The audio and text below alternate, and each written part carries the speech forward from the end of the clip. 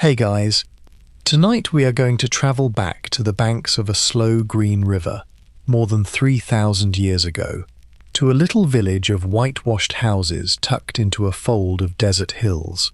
It is a place where the people who built the tombs of pharaohs went home each evening to their own small doors, ate their own bread, drank their own beer, and argued about who owed whom a basket of figs. It is a place where a man could miss a day of work because he was, and I am reading this from an actual record, brewing beer. And nobody, as far as we can tell, thought that was strange. So, before you get comfortable, tell me in the comments where you're watching from and what time it is. It's always 2 in the morning somewhere. Also, thank you to the viewer who suggested this topic. You know who you are. And if this channel helps you drift off, tap the like button and subscribe. But only if you genuinely enjoy what I do here. Now, dim those lights, switch on a fan for some sweet background hum, and get comfortable. Have you ever wondered what your work would look like to someone from ancient Egypt?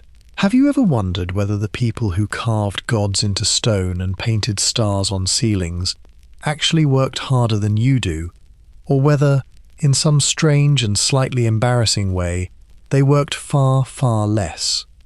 Have you ever wondered how many days off a person could take in a year 3,000 years ago, and whether any of those excuses would fly with your own boss today?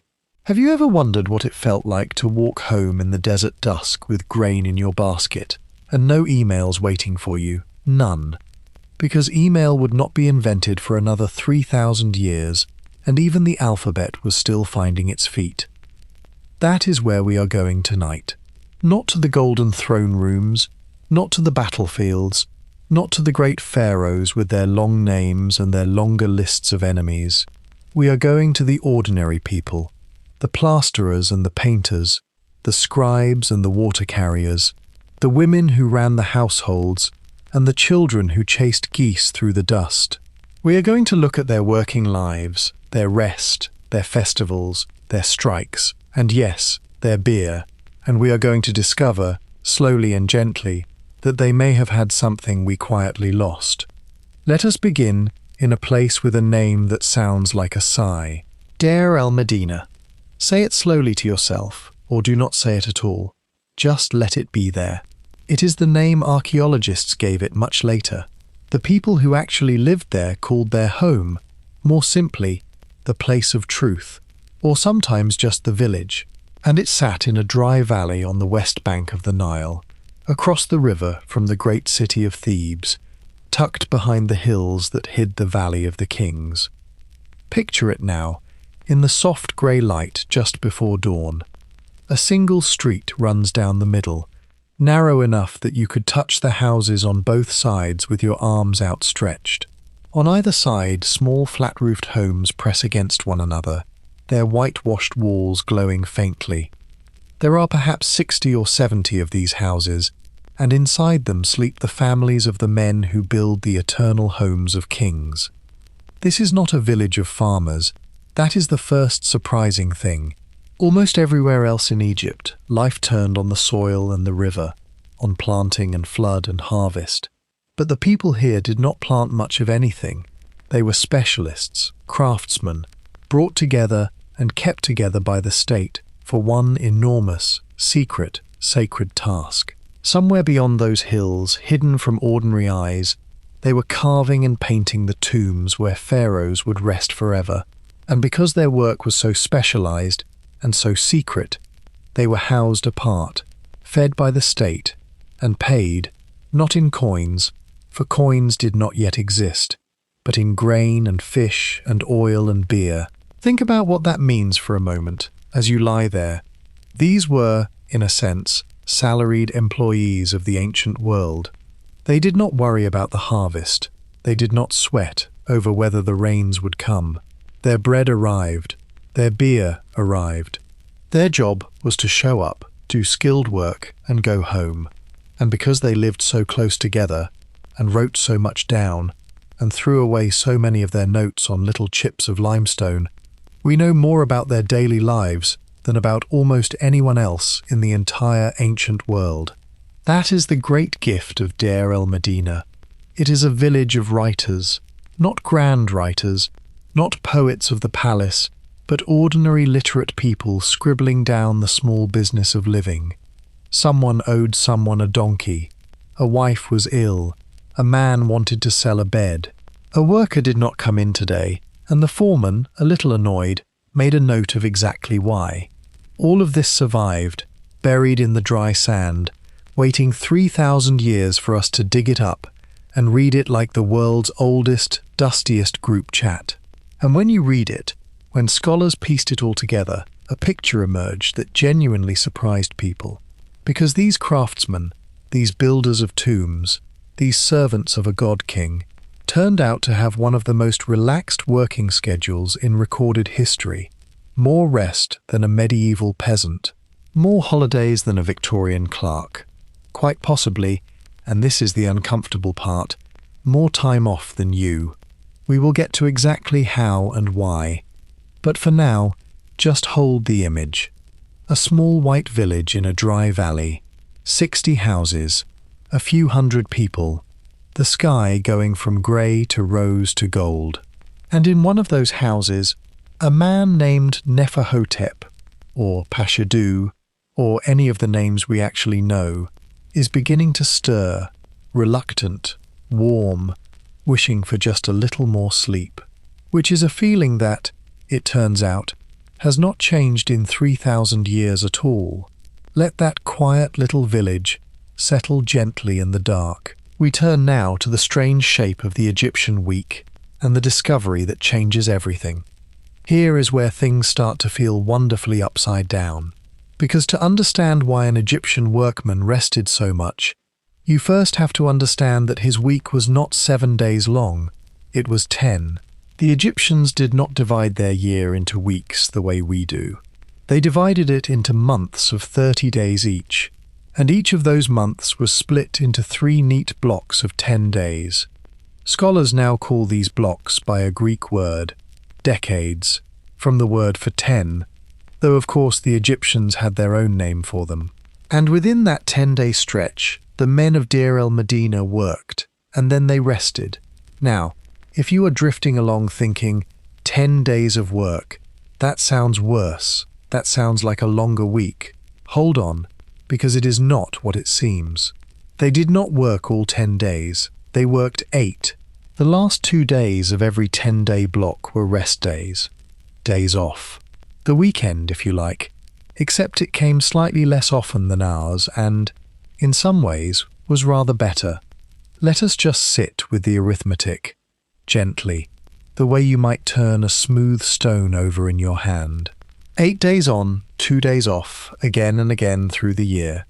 That is already a decent rhythm. But the 2 rest days were only the beginning.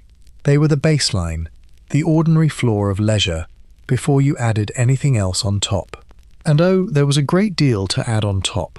The workmen actually lived out at a second, smaller settlement up in the hills near the tombs during their 8 working days, in simple huts, close to the job, so they would not have to make the long walk back and forth.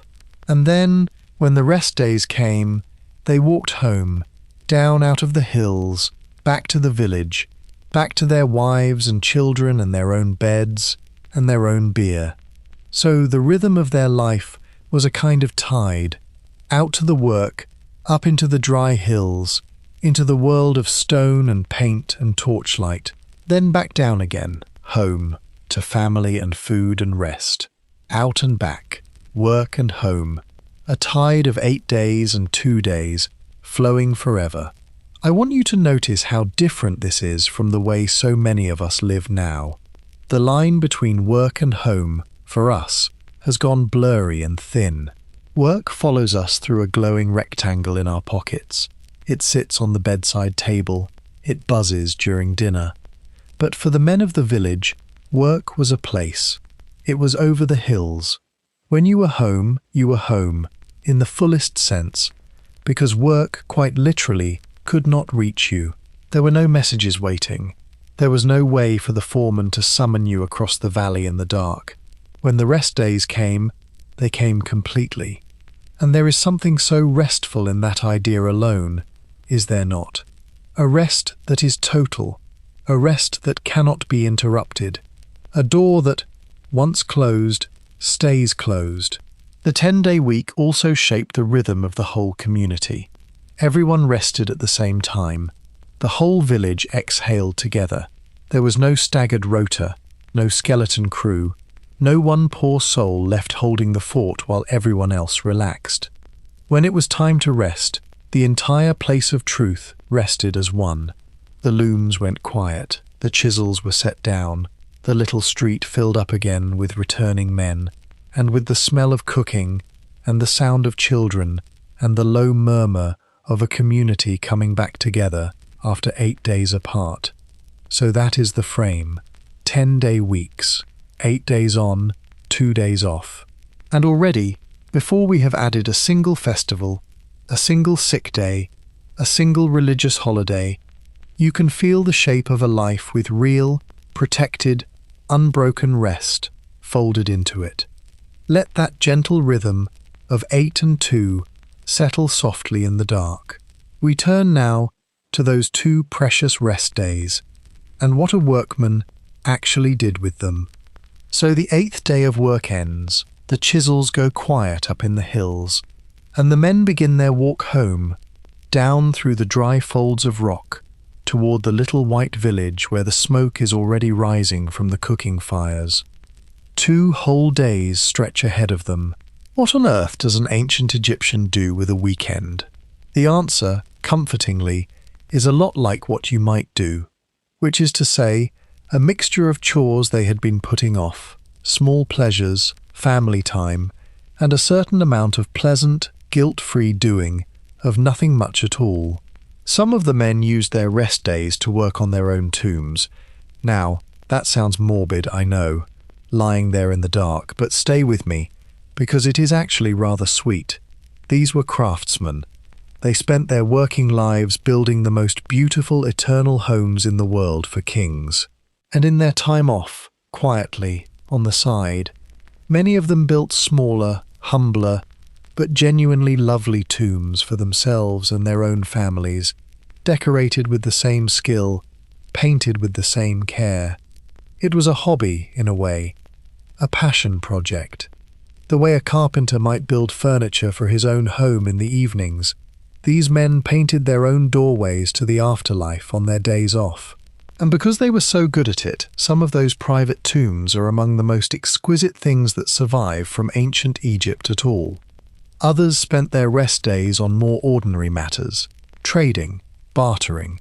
A man might sell a piece of furniture, or a pair of sandals, or a goat. He might collect a debt, or dodge one. He might repair his house, whose flat mud roof needed constant attention, or tend the small garden plots and animals that supplemented the rations. There were donkeys to see to, because a donkey was a valuable thing, a kind of ancient pickup truck, and people rented them out to one another and squabbled endlessly about it. And then there was simple rest, sitting in the shade, sharing food, drinking beer, which we will come to properly later, because beer deserves its own chapter, but know for now that it was less like a night out and more like a nourishing daily staple, thick and mild and everywhere.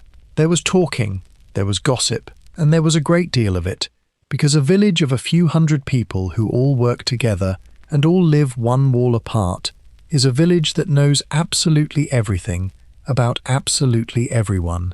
Family filled these days too. A man came home to his wife, who had been running the household and its economy in his absence, and to his children. There were meals eaten together. There were the small negotiations of family life, and there were the festivals, which so often fell on or near these rest days, turning an ordinary weekend into something bigger and brighter. I want you to feel, as you lie there, the particular sweetness of a day off that is truly earned and truly free. Not a day off spent dreading tomorrow. Not a day off with a laptop open in the corner of your eye. A day where the work is genuinely, physically elsewhere, up in the hills, unable to follow you home. A day of bread and beer and family and shade, and the low golden light of a valley evening. The men of Deir el-Medina had this rhythm for their whole working lives. Rest was not a luxury they occasionally clawed back. It was built into the structure of their world, as fixed and reliable as the flooding of the river. It was simply how things were. Let that image of an unhurried, unbothered day off settle gently in the dark.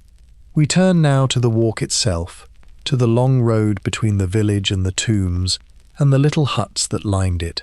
Every 8-day working stretch began the same way. Before the sun had properly cleared the eastern hills, the men left the village and walked to their work. And this walk is worth lingering on, because it tells us something lovely about how their whole world was arranged. The village of Deir el-Medina sat in its own small valley, but the tombs, the great secret task, lay beyond, up and over the ridge, in the Valley of the Kings and the neighbouring valleys where queens and princes were laid to rest. So the men had to climb. Out of their home valley, up a steep path worn smooth by generations of sandaled feet, over the high saddle of rock, and down the other side toward the royal tombs. It is not an enormous distance. You could walk it, unhurried, in something like an hour. But it is a real climb, up into the bare, silent, sun-blasted hills, where nothing grows and nothing moves except the occasional wheeling bird and the shimmer of heat. Imagine walking it in the cool of the early morning, the sky still pale, the stone still holding a little of the night's chill, the village dropping away behind you, and the great emptiness of the desert opening up ahead. And here is a small human detail that I find genuinely touching. Along the top of that path, at the high point of the walk, archaeologists found the remains of little stone huts, a whole line of them, low, dry stone shelters, just big enough to sit in, arranged along the ridge. These were the workmen's rest stops, halfway houses, places to pause on the long walk, to sit in a patch of shade, to catch your breath at the top before the descent, to wait out the worst of the midday heat. And when they excavated around these huts, they found the debris of ordinary life, broken pottery, ash from little fires, and, above all, ostraca, those flakes of limestone the villagers used as scrap paper covered in scribbles.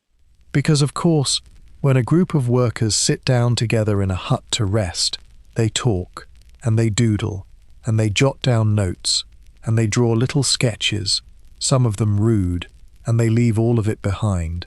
So we have, from these ridge-top huts, the ancient equivalent of the things people scrawl on a break-room table. It makes them feel so close, does it not? Just people, sitting in the shade at the top of a hard climb, waiting for the heat to pass, drawing on the walls. These huts also tell us something about the pace of the work. This was not a frantic sprint of a job. There was time to stop, time to rest on the way, time to sit at the top of the ridge and simply be before the day's carving and painting began. The rhythm of the whole thing was human, and it was humane. Even the commute had built into it a place to pause. I love the thought of that walk, the line of men moving up the pale path in the grey light, robes and tools, quiet conversation, the crunch of feet on stone, the pause at the top, in the huts, looking out over the vast silent land, and then the descent into the Valley of the Dead, into the cool dark of the tombs, where torches would be lit and the day's work would begin. There was a whole class of workers, too, whose job was simply to carry water up that path, and food, and supplies, so that the craftsmen could keep working. Water carriers, wood gatherers, fishermen, laundrymen, the support staff of the operation, all of them part of the state's careful arrangement to keep the village fed and watered and working. Nobody had to haul their own water up that terrible climb. It was brought to them. The system took care of the system. Let that quiet mountain path with its little huts full of ancient graffiti settle gently in the dark. We turn now to the work itself, to what these men actually did once they descended into the tombs. So the men have made their climb, rested in their ridge-top huts, and descended into the Valley of the Kings. Torches are lit, The cool stillness of the rock closes around them. And now the real work begins. But what was it exactly? What did a day of building a pharaoh's tomb actually involve? The task divided naturally into stages, and different men had different skills. First came the cutting. A new tomb began as nothing but a chosen spot in the cliff face, and then, slowly, painstakingly, teams of workers cut a passage down into the living rock. They used copper and bronze chisels and heavy stone pounders, chipping away at the limestone, hauling out the rubble in baskets, deepening the corridor day by day, week by week, year by year. This was the hardest, most physical part, the quarryman's work, all muscle and dust and torchlight. But cutting the tomb was only the beginning. Once a corridor or a chamber had been hollowed out, the plasterers moved in. They smoothed the rough rock walls with layers of plaster, working them flat and fine, preparing a clean surface. Then came the draftsmen, the outline scribes, the true artists, who sketched out the scenes and the texts in red, and then a master would correct them in black. And finally the painters filled everything in, with their mineral pigments, their reds and yellows and blues and greens and blacks, bringing gods and kings and stars and spells to glowing life on the walls. This was skilled, patient, delicate work. It was not the mindless toil of popular imagination. To paint a wall of hieroglyphs correctly, to render a god with the right proportions and the right colors and the right symbols, you needed years of training and a steady, practiced hand. These men were master craftsmen at the top of their trade, and they knew it, and they were valued for it. That is precisely why they were housed and fed and paid so carefully. You do not treat irreplaceable specialists like disposable labor. You look after them. The work happened by torchlight and lamplight, deep in the rock, where no sunlight reached. To light these dark corridors without filling them with soot, the Egyptians used lamps with wicks, and there is even evidence they added salt to the oil to reduce the smoke. A clever little trick to keep the air breathable and the freshly painted walls clean. Picture that, deep underground, in flickering golden light, artists lying on their backs or perched on scaffolding, painting the ceiling with stars, the smell of burning oil, the absolute silence of the rock, and the slow, careful, beautiful work taking shape stroke by stroke. And crucially, the days were not endless. A working day was divided into two halves, morning and afternoon, with a long break in the middle, around midday, when the men rested and ate. The scholars who have studied the records reckon the actual working day added up to something like 8 hours, and that is a generous estimate, split around a proper midday pause. Not a 14-hour grind, not a dawn-to-dusk death march, a structured day, with a real break in the middle, in a task that demanded skill rather than sheer endurance. Think of the contrast with so much modern work, which stretches and swells and leaks into the evening, into the weekend, into the night. Their work had edges. It began, it broke for the midday meal, it ended, and then it stopped completely for the rest days. The shape of it was clear. When it was done, it was done. There is a deep peace in work that has edges, in knowing when you have finished, in being able to set down your tools, blow out your lamp, and walk up out of the dark toward home, with nothing following you, nothing owed, the day's work simply complete. Let that image of torch-lit tombs and patient painted walls settle gently in the dark. We turn now to the crews themselves, the gang of the right and the gang of the left, and how the whole workforce was organized. Here is a detail that I find quietly delightful. The workforce of Deir el-Medina was organized, formally, into 2 teams, and the Egyptians borrowed the language for these teams from something they knew intimately, something at the very heart of their culture. They borrowed it from boats. On a Nile boat you have a crew, and that crew is divided between the 2 sides of the vessel, the starboard and the port, the right and the left. And so the workmen of the village were divided, in exactly the same way, into the gang of the right side and the gang of the left side. The whole workforce was imagined as the crew of a great ship, rowing the king toward eternity. Is that not a beautiful way to think about your job? You are not just chipping at rock, you are crewing the vessel that carries a god across the waters of death and into the everlasting dawn. Each gang had its own foreman, and the two gangs worked on the two halves of a tomb, the left side and the right side, progressing in parallel down into the rock. It created a natural structure, a natural rhythm, and, one imagines, a certain amount of friendly rivalry.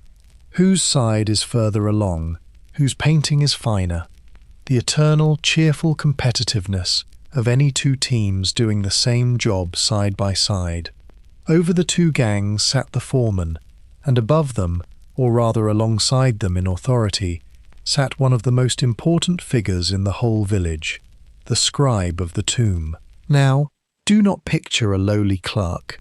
The scribe was a person of enormous local importance, literate, trusted, the keeper of all the records, the one who tracked the deliveries of grain, who noted the attendance, who recorded the disputes, who wrote the letters to the officials across the river. In a village that ran on written records, the man who could read and write and keep the accounts held real power.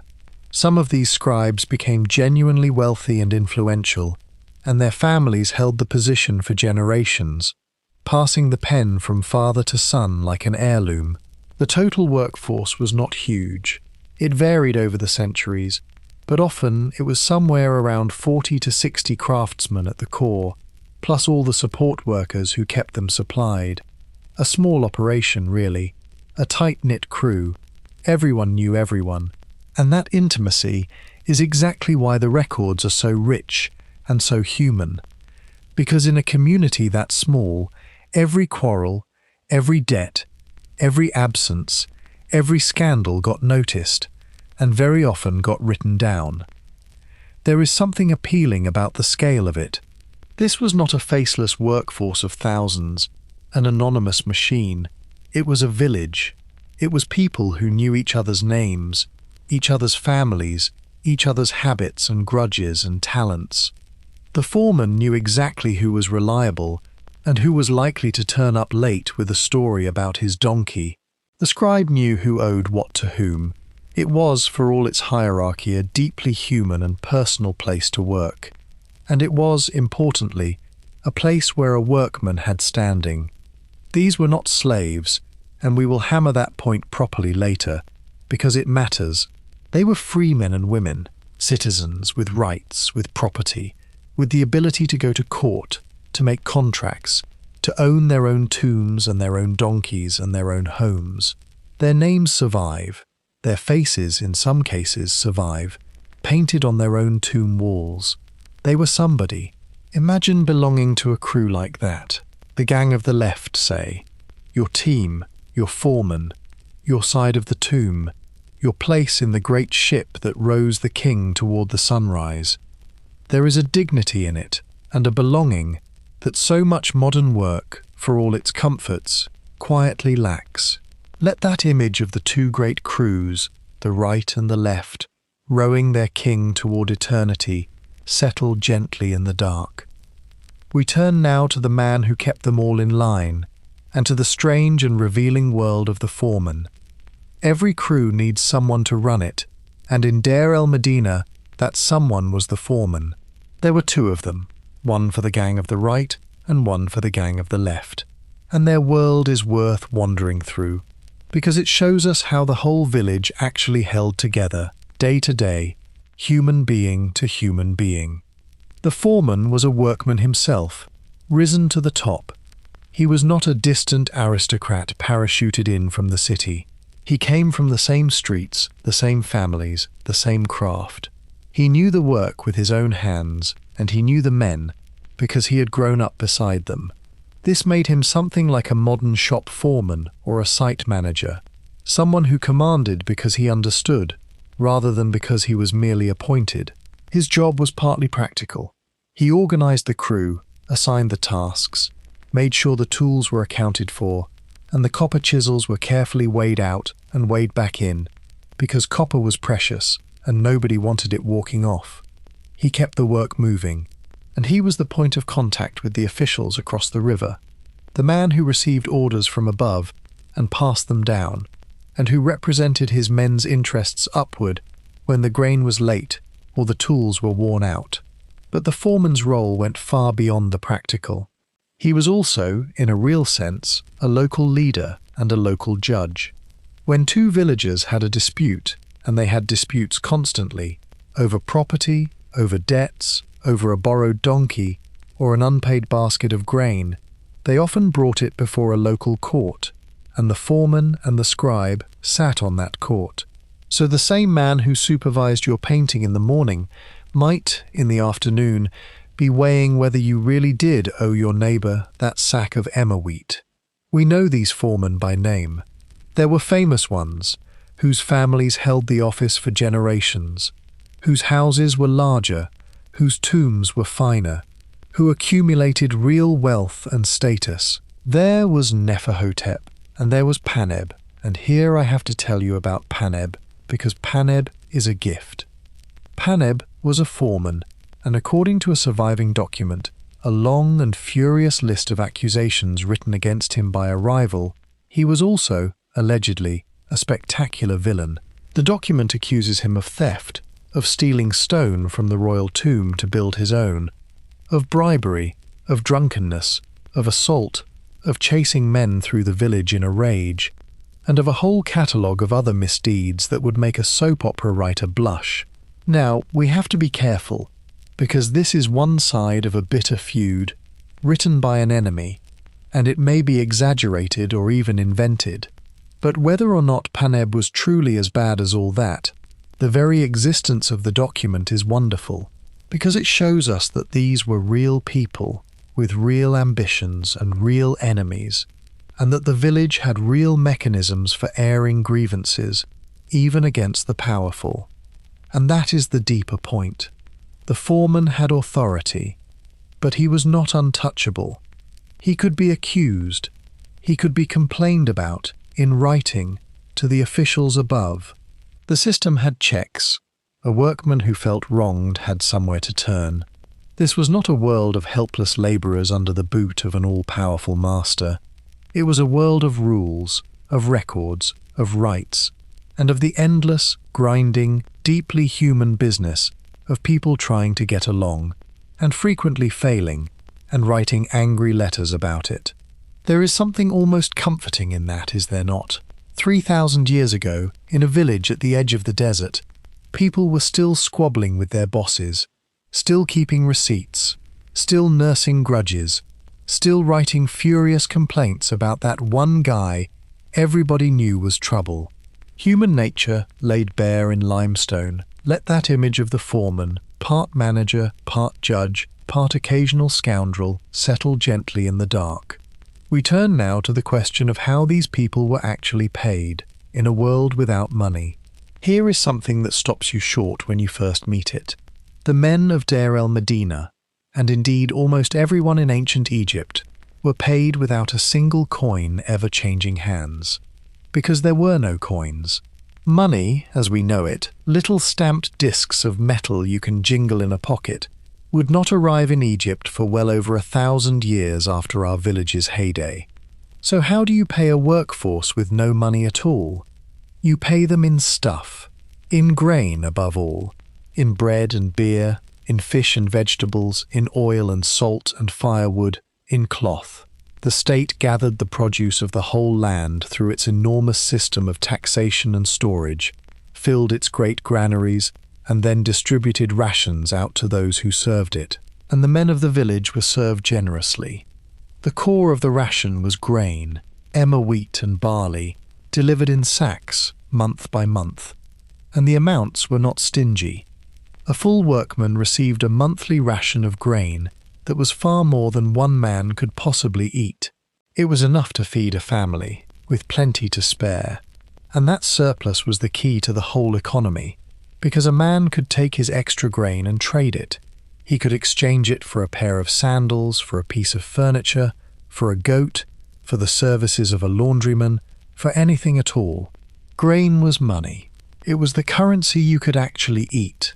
The foreman and the scribe received more. Senior men received more, and there were extra rations of luxuries handed out on special occasions and festivals, dollops of the good things, dates and honey, and extra beer and cakes. When the king was pleased or a festival came, the rations swelled. It was a system that rewarded status and marked celebration in the most direct and satisfying way possible, with more and better food. Now here is why this matters for our story of rest and work.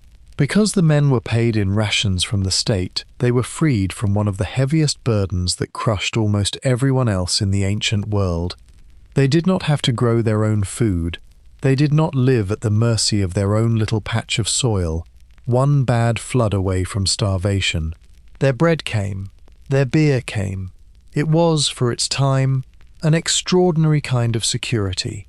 A guaranteed income, paid in the necessities of life, delivered to your door, and when that income failed to arrive, as we will see in a dramatic later chapter, the men did not simply suffer in silence. They understood the ration as their right, as the agreed price of their labour, and when the granary was empty and the grain did not come, they were prepared to take action. But we are getting ahead of ourselves. For now, just sit with the security of it. Regular, reliable, generous rations, enough to feed your family and trade for whatever else you needed. Because they were so well provided for, the villagers had the breathing room to develop a real internal economy of their own. They traded constantly with one another, and with the wider world, using grain and other goods as their measures of value. They kept careful accounts of who owed what. They lent and borrowed. They ran, in effect, a little cashless market economy, 3,000 years before anyone printed a banknote, all resting on the solid foundation of those reliable state rations. I want you to feel the quiet luxury in that arrangement as you drift there in the dark. Not wealth exactly, not riches, but security, the deep, restful security of knowing that the food will come, that the essentials are handled, that you can lie down at night without the gnawing fear of hunger. It is a kind of peace that a great many people, then and now, have never known, and the men of the village had it as a matter of course. Let that image of grain flowing steadily into the village settle gently in the dark. We turn now to the substance that ran through every part of Egyptian life, the drink that was food and wage and comfort all at once. We turn now to beer. We cannot go any further without talking about beer, because to understand ancient Egypt, and especially to understand its workers, you have to understand that they ran on beer the way a modern office runs on coffee, except more so, and all day, and starting at breakfast. Let me put your mind at ease first. Egyptian beer was not the beer you might be picturing, cold and fizzy and strong, the sort of thing you drink on a Friday night to unwind. It was something rather different. It was thick, almost like a thin porridge or a gruel, cloudy, often sweetened with dates or honey, and relatively low in alcohol. It was less a party drink and more a liquid loaf of bread. In fact, beer and bread were made from almost the same ingredients and were seen as close cousins, the two great staples that sat at the center of the Egyptian diet. Where we might say bread and butter to mean the basics of life, an Egyptian might just as easily have said bread and beer. So when a workman drank beer through the day, he was not getting drunk, he was getting fed. The beer was nutritious, full of calories and B vitamins from the fermented grain, and it was safer than untreated water, because the brewing process, the boiling and fermenting, killed off many of the nasty things that lurked in river water. It hydrated, it nourished, and it gave a mild, pleasant warmth to the day. It was, quite simply, one of the main things that kept people alive and working. And it was paid out as part of the rations. Beer was wages. The state handed it out in jars, along with the grain and the fish and the bread. Workers received a daily allotment, and on festival days and special occasions, Extra beer flowed, sometimes in genuinely enormous quantities, because a festival, then as now, meant a drink, and the Egyptians did love a good festival, as we shall see. Beer was brewed in the home, largely by women, and it was a constant, ongoing task, because beer does not keep, so a household had to make it fresh again and again. Which brings us back to that absentee record I mentioned right at the beginning, the one where a man missed work because he was brewing beer. When you understand that beer was food, that it was essential, that it spoiled quickly and had to be made at home on a rolling basis, suddenly, brewing beer is a perfectly reasonable excuse for missing a day of work. It is not skiving off to the pub. It is more like taking a day to do the essential cooking that keeps your family fed. The foreman noted it down and, as far as we can tell, accepted it, because everyone understood. The beer had to be made. There was of course also beer for pleasure, and stronger stuff, and outright drunkenness, especially at the great festivals, where getting joyfully, ritually intoxicated could actually be a form of worship.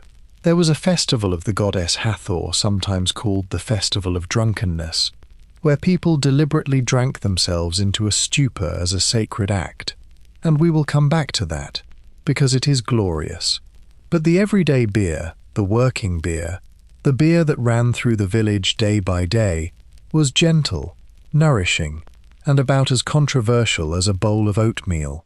So picture the workman, up in the hills, in the cool of the tomb, pausing in his painting to drink from a jar of thick, sweet, mild beer, not slacking, not drunk, just fed and watered and sustained by the same simple staple that had nourished his ancestors for thousands of years and would nourish his descendants for thousands more.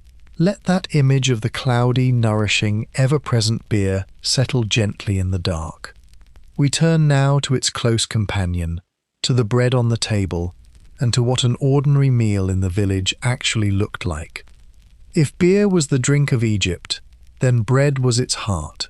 Bread was so central to life that the word for it wove itself into the very language of eating, of hospitality, of survival. To have bread was to be all right. To share bread was to show welcome.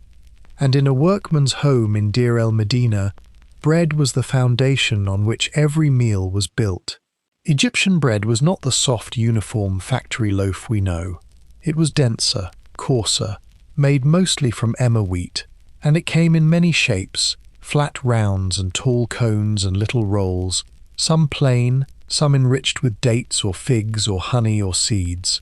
It was baked in the home, in ovens or on heated surfaces, and, like the beer, it was largely the work of the women of the household, a daily, rhythmic, essential labour.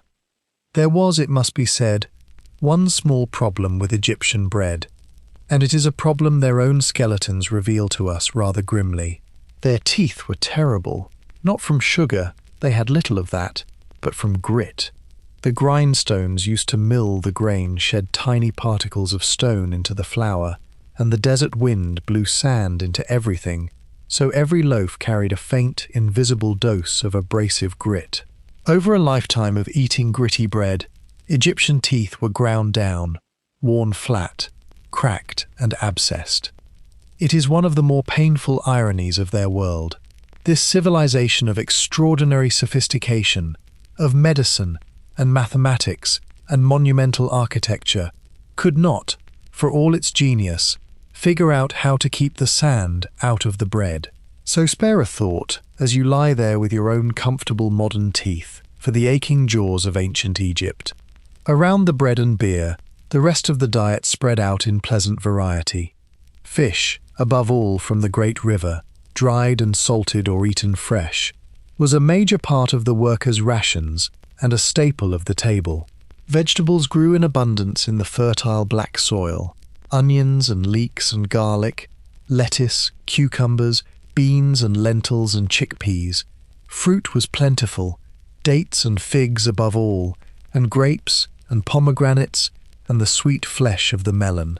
There was honey, the great sweetener, gathered from hives. There was oil for cooking and salt and a whole world of herbs and flavors. Meat was rarer, a treat rather than a daily thing for ordinary people, reserved often for festivals and special occasions. Beef was the grandest, a luxury of the wealthy and the temple offerings. But the poorer table had its birds, ducks and geese, and the small wild fowl of the marshes trapped and roasted, and its fish, always its fish. And on festival days, when the extra rations flowed, there might be meat for everyone, a rare and joyful richness. Put it all together, and you have a diet that was, by the standards of the ancient world, genuinely good, varied, reasonably abundant, rich in grain and fish and vegetables and fruit.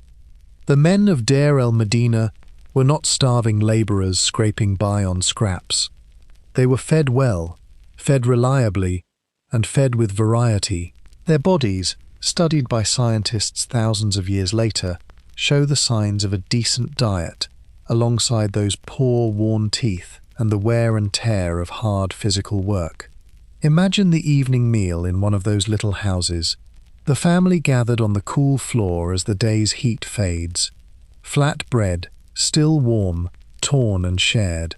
A bowl of stewed lentils or beans, seasoned with onion and garlic. Perhaps some fish. Dates and figs to finish, and honey if the household was doing well. A jar of thick beer passing round. The low talk of the day. The children fed and drowsy. The lamp burning. The whole small, warm circle of a family at rest after work. There is a deep, ancient comfort in that scene. The comfort of a full belly, of shared food, of a home. It is one of the oldest satisfactions there is, and it has not changed in 3,000 years. To come home and eat and be full and be among your people in the quiet of the evening, that was theirs. It can be yours tonight, in your own way, as you rest. Let that warm image of the family table, of bread and beer and fish and figs, settle gently in the dark. We turn now to the middle of the working day, and to the long, sensible, civilized institution of the midday rest. We touched on it earlier, but it deserves a chapter of its own, because it is one of the loveliest features of the Egyptian working day, and one that so much of the modern world has quietly, foolishly abandoned. The midday rest, the long pause in the middle of the day, when the men set down their tools and simply stopped. The logic of it was written into the land itself. Egypt is hot. In the middle of the day, in the summer especially, the sun is a hammer. The desert hills bake. The air shimmers. To labour on through the worst of that heat is not just uncomfortable, it is dangerous and it is stupid, and the Egyptians were neither. So the working day was split. The men worked in the cooler part of the morning, then broke for a long rest through the fierce heart of the day, and then, when the sun had softened toward the afternoon, they might work a little more before the day was done. During that midday break, they ate and they rested and they slept. Remember those little stone huts up on the ridge and the working huts near the tombs? These were the places you retreated to. You found shade. You lay down on the cool stone. You ate your bread and drank your beer, and then, in all likelihood, you dozed. A proper rest, in the shade, at the hottest point of the day, every single working day.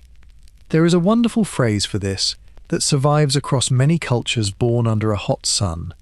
The idea of the rest during the heat. The pause when the world goes still and even the animals seek the shade and wait. The Egyptians lived by this rhythm. Their bodies were tuned to it. Work with the cool, rest with the heat. It is the natural rhythm of human life in a hot land, and they honoured it without question. Now think about what we have done to ourselves. We have air conditioning and electric light, and we have used them to abolish the natural rhythms of the day entirely. We work straight through, from morning to evening, in one long, unbroken grind, often eating lunch hunched at a desk in front of a screen, or skipping it altogether. The idea of stopping for a couple of hours in the middle of the day to eat properly and then lie down and sleep sounds, to the modern ear, almost scandalously indulgent. Imagine telling your manager you will be unavailable from noon until 2 because you will be having a nap. And yet the Egyptians were not lazy. They built some of the most staggering monuments in the history of the world. They ran a civilization that lasted thousands of years, longer than almost any other, stable and sophisticated and enduring. They did all of that while stopping for a rest every single afternoon. Perhaps, and I offer this gently, perhaps the rest was part of the strength. Perhaps a people who rest properly, who work with the rhythm of the day rather than against it, who do not burn themselves out in one long relentless push, are precisely the people who can build things that last for millennia. There is a lesson in there, if you want one, though you do not have to take it, not now, not tonight. Tonight your only job is to rest, which is a thing the men of the village understood perfectly. The nap was not a failure. The nap was not a weakness. The nap was wisdom. The midday rest was not stolen time. It was simply how a sensible person got through a hot day and lived long and worked well. So as you lie there, let yourself feel the deep permission of it. The permission to rest. The permission to stop in the middle of things. The Egyptians gave themselves that permission every single day, and they were the mightiest civilization of their age. You are allowed to rest too. You are in fact doing it right now, and doing it beautifully. Let that image of the whole valley falling still at midday, of men dozing in the shade while the sun blazes overhead, settle gently in the dark. We turn now to the most delightful document to survive from the whole village, the great list of excuses, the record of exactly why the men did not come to work. Now we come to my favorite thing in this whole story. Among the countless little limestone flakes recovered from Deir el-Medina, there is one particular kind of record that has made the village famous, and it is this: the attendance register. The foreman, or the scribe, kept track of the workmen and noted day by day who was present and who was absent. And, crucially, when a man was absent, they very often wrote down why. And the reasons, my friends, the reasons are magnificent. Let me walk you through some of them, because they read like the most wonderfully human catalogue of everyday life that has ever survived from the ancient world. Men missed work because they were ill, of course. That is common enough. And it appears again and again, sick, ill, unwell. But men also missed work because a family member was ill, and they were caring for them. A man might be absent because his mother was sick, or his wife, or his daughter. Compassionate leave, 3,000 years ago, recorded matter-of-factly on a chip of stone. Men missed work for religious reasons, for offering to the gods, for festivals, for making libations to the dead. A man might be absent because he was, and I am quoting the sense of these records, wrapping or embalming a dead relative, or attending to the burial. The great rituals of death, which mattered so enormously in Egypt, were accepted reasons to be away. And then there are the excuses that make you smile, because they are so ordinary, so recognizable, so gloriously human. A man was absent because he was brewing beer, as we have discussed, which was really just essential domestic work. A man was absent because he was building or plastering his own house. A man was absent to fetch stones or to help another man. And there are absences for reasons that sound almost like a wink across the centuries. One famous entry records a man absent because he was, in effect, dealing with a domestic dispute, his relationship with a woman. Another, gloriously, notes a man off because of a scorpion sting, which we will come to. There are men off brewing, off building, off caring for the sick, off burying the dead, off making offerings, and, one strongly suspects, off simply having a very quiet and unexamined day. What does this list actually tell us?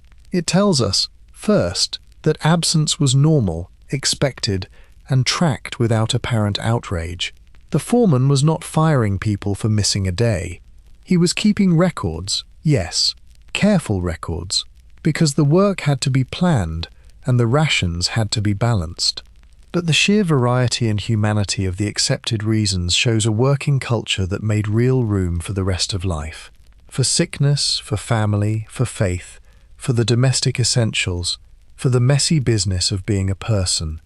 And it tells us something about the sheer number of days off. When scholars have added it all up, the ordinary rest days, plus the festivals, plus the sick days and the absences for all these human reasons, the total number of days a workman might not be at the job in a given period is genuinely startling. On some reckonings, once you fold everything together, they may have been working only around 2/3 of the available days, or even fewer in some stretches. The rest, 1/3 or more of the year, was rest, festival, sickness, family, and life. Sit with that. 1/3 or more of the year, not at work. Not through laziness, not through failure, but as the ordinary, accepted, recorded rhythm of a working life. Compare it, if you dare, to your own calendar. Compare it to the 2 or 3 weeks of holiday that the modern worker so often scrapes together, hoarded and defended, and never quite enough. The men of the village would, I think, look at our overworked modern lives with a mixture of pity and bafflement. All this labour, they might say, all these unbroken days. And for what? Where are your festivals? Where is your midday rest? Where is your leave to brew your beer and care for your mother and bury your dead in peace? Let that great, human, wonderfully varied list of excuses settle gently in the dark. We turn now to one absence in particular, to sickness, and to a workman laid low by the sting of a scorpion. Among all the reasons a man might miss work, illness was of course one of the most common, and the records give us a vivid, almost tender picture of how the village handled sickness. Because here is another thing that will surprise you. The men of Deir el-Medina had, in effect, sick leave. Paid sick leave. Their rations kept coming even when they were too unwell to work. They were not docked their bread for being ill. The state and the community absorbed it, and illness came in many forms. There was the ordinary run of fevers and stomach troubles and infections that afflicted everyone in the ancient world. There were injuries from the work itself, the strains and breaks and crushed fingers of men who spent their lives cutting rock and hauling stone. There were the diseases we can read in their very bones, the arthritis, the worn joints, the marks of a hard physical life. And there were, memorably, scorpions. Egypt had scorpions and it had snakes, and both could lay a strong man flat or worse. The scorpion in particular was a constant hazard in a land of stone and sand and dark crevices, and its sting was agonizing and, for the vulnerable, sometimes deadly. So it is no surprise at all to find, in the attendance records, a man marked absent because he had been stung by a scorpion. You can almost feel it across the centuries, the sudden white-hot pain, the swelling, the fever, the days of misery while the venom worked its way through the body. The Egyptians took the scorpion so seriously that they had a whole class of specialist healers devoted to it. There were men known, roughly, as scorpion charmers, who combined practical treatment with magical protection, reciting spells over the wound, invoking the goddess Serket, who was associated with the scorpion and with healing from its sting. Because in the Egyptian mind, medicine and magic were not opposites, they were partners. A healer treated the body with real remedies, herbs and poultices and bindings, and treated the unseen forces at the same time with spells and amulets and the invocation of the gods. And why not? If you were the one stung, you would want every possible help, seen and unseen. Medicine in general was surprisingly developed. Egyptian physicians were famous throughout the ancient world, sought after by foreign kings. They had a real, accumulated body of knowledge, written in medical texts that survive, describing conditions and treatments and surgeries with a precision that can be genuinely startling. They set broken bones. They dressed wounds with honey, which we now know has real antibacterial properties, So they were, without understanding the mechanism, doing something that actually worked. They understood the pulse. They knew a great deal, mixed in, of course, with a great deal of magic and misunderstanding, as all early medicine was. For the sick workman, then, there was care, there was rest, without loss of rations. There were healers and remedies and spells, and the support of a tight community that noticed when a man was down and, in the records, quite literally kept track of him. There was the goddess Serket watching over the scorpion stung.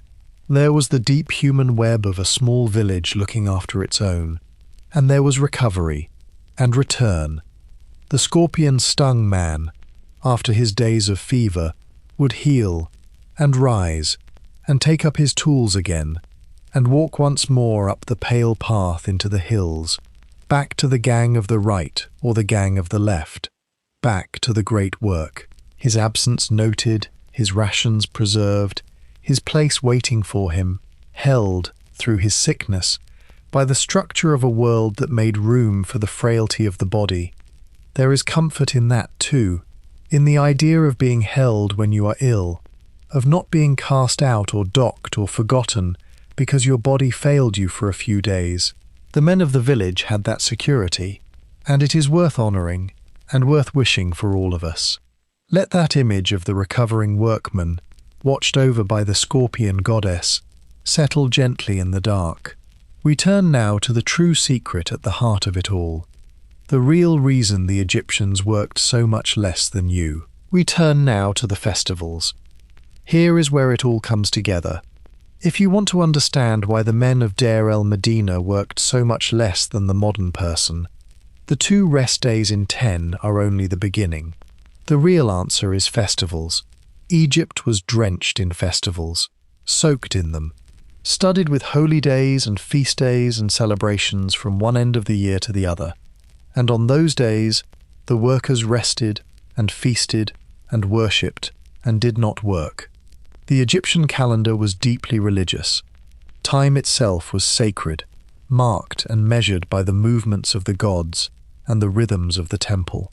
And the temple celebrated an astonishing number of festivals through the year, some great and public and lasting many days, some smaller and local. There were festivals for the gods, festivals for the king, festivals tied to the moon, festivals tied to the flooding of the river, festivals of the dead, festivals of the harvest. The year was a fabric shot through with golden threads of celebration. For the men of the village, many of these festivals meant days off, real days off, on top of the ordinary rest days, and the great festivals could last not just a day, but many days in a row. When you begin to add them up, the numbers become almost comical from a modern point of view. Scholars poring over the records have counted the festival days and the rest days and the various other absences, and concluded that in some periods the workman may have been off for something like 1/3 of the entire year, or even more, purely through the official rhythm of rest and celebration, before you even count individual sick days and personal absences. Let me say that again, softly, so it can sink in as you lie there. 1/3 of the year, or more, not at work, not through neglect or laziness, but as the ordained, expected, built-in structure of the sacred calendar. Compare that, one last time, to the modern worker, clutching a couple of weeks of annual leave and a scattering of public holidays, and working, in many cases, right up to the edge of exhaustion for the rest of the year. The festivals were not grudging either. They were not the thin, commercialized holidays we sometimes endure. They were rich, communal, joyful, sacred events. There was feasting, with extra rations of the good things, meat and cakes and dates and honey. There was beer and wine flowing freely. There was music and dancing and processions, when the images of the gods were carried out of the temples and paraded through the streets and across the river in great decorated boats, and the whole population turned out to see them, to celebrate, to be part of something vast and holy and shared. Think about how different that is from a modern day off, which we so often spend alone, or in small pockets, catching up on chores or errands or simply recovering from the exhaustion of work. The Egyptian festival was collective. The whole community celebrated together, at the same time, in the same rituals. It was not just rest, it was communion. It was belonging. It was the entire village, the entire city, the entire land, pausing together to honor the gods and to share food and drink and joy. There is a hunger in the modern world for exactly this, I think, though we do not always name it. A hunger for shared celebration, for communal rest, for days that mean something and that we experience together rather than alone. The Egyptians had it built into the shape of their year. Their calendar was not a relentless grid of workdays, interrupted by the occasional grudging break. It was a sacred rhythm of work and feast, labor and celebration, effort and joy. Let that image of a year rich with festivals, a third of it given over to rest and celebration, settle gently in the dark. We turn now to one festival in particular, one of the most beautiful and moving of them all, the festival where the living crossed the river to feast with their dead. Of all the many festivals of Thebes, there was one that touched the people of Deir el-Medina especially closely, because it belonged, in a way, to their side of the river, the West Bank, the land of the dead. It was called the Beautiful Festival of the Valley, and it is one of the loveliest ideas in all of ancient religion. Once a year, the image of the great god Ammon was carried out of his enormous temple at Karnak, on the east bank, the bank of the living, placed in a magnificent ceremonial boat, and ferried across the Nile to the west bank, the bank of the dead. There, the god visited the mortuary temples of the kings, and travelled among the tombs of the necropolis, the very tombs, in some cases, that the men of the village had built. It was a visit of the divine to the realm of the departed, a bridge thrown once a year between the world of the living and the world of the dead. And here is the beautiful part. The ordinary people joined in. Families would go to the tombs of their own dead relatives, their parents, their grandparents, their ancestors, and they would hold a feast there, at the tomb, in the presence of the dead. They brought food and drink and flowers. They ate a meal right there among the graves, sharing it, in spirit, with those who had gone before. It was a night of remembrance, of connection, of feasting with the beloved dead by torchlight and lamplight, as the god passed through the valley in his golden boat.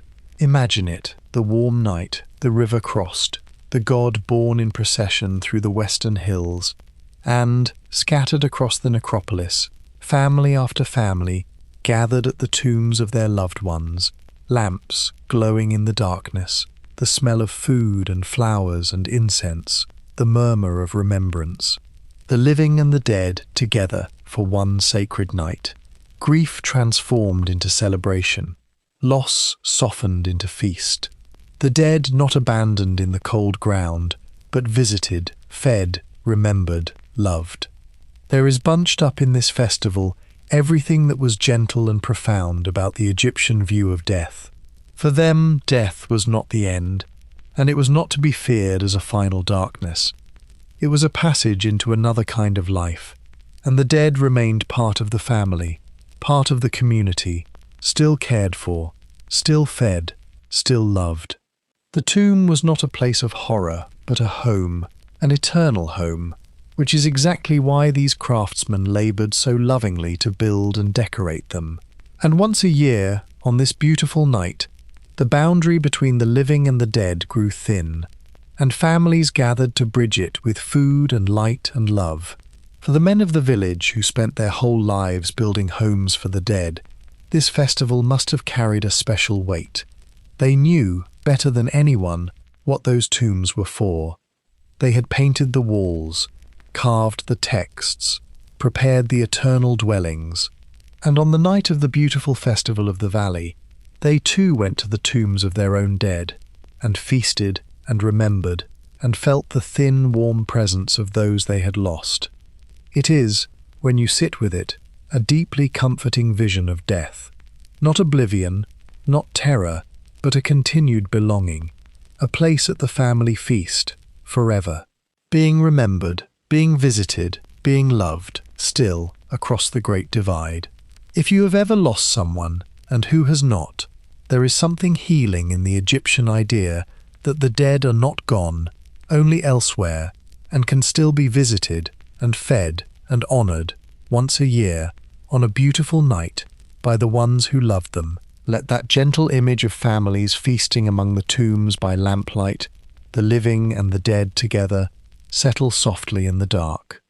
We turn now to a wilder festival, to wine and music and the goddess of joy, and to the festival of drunkenness.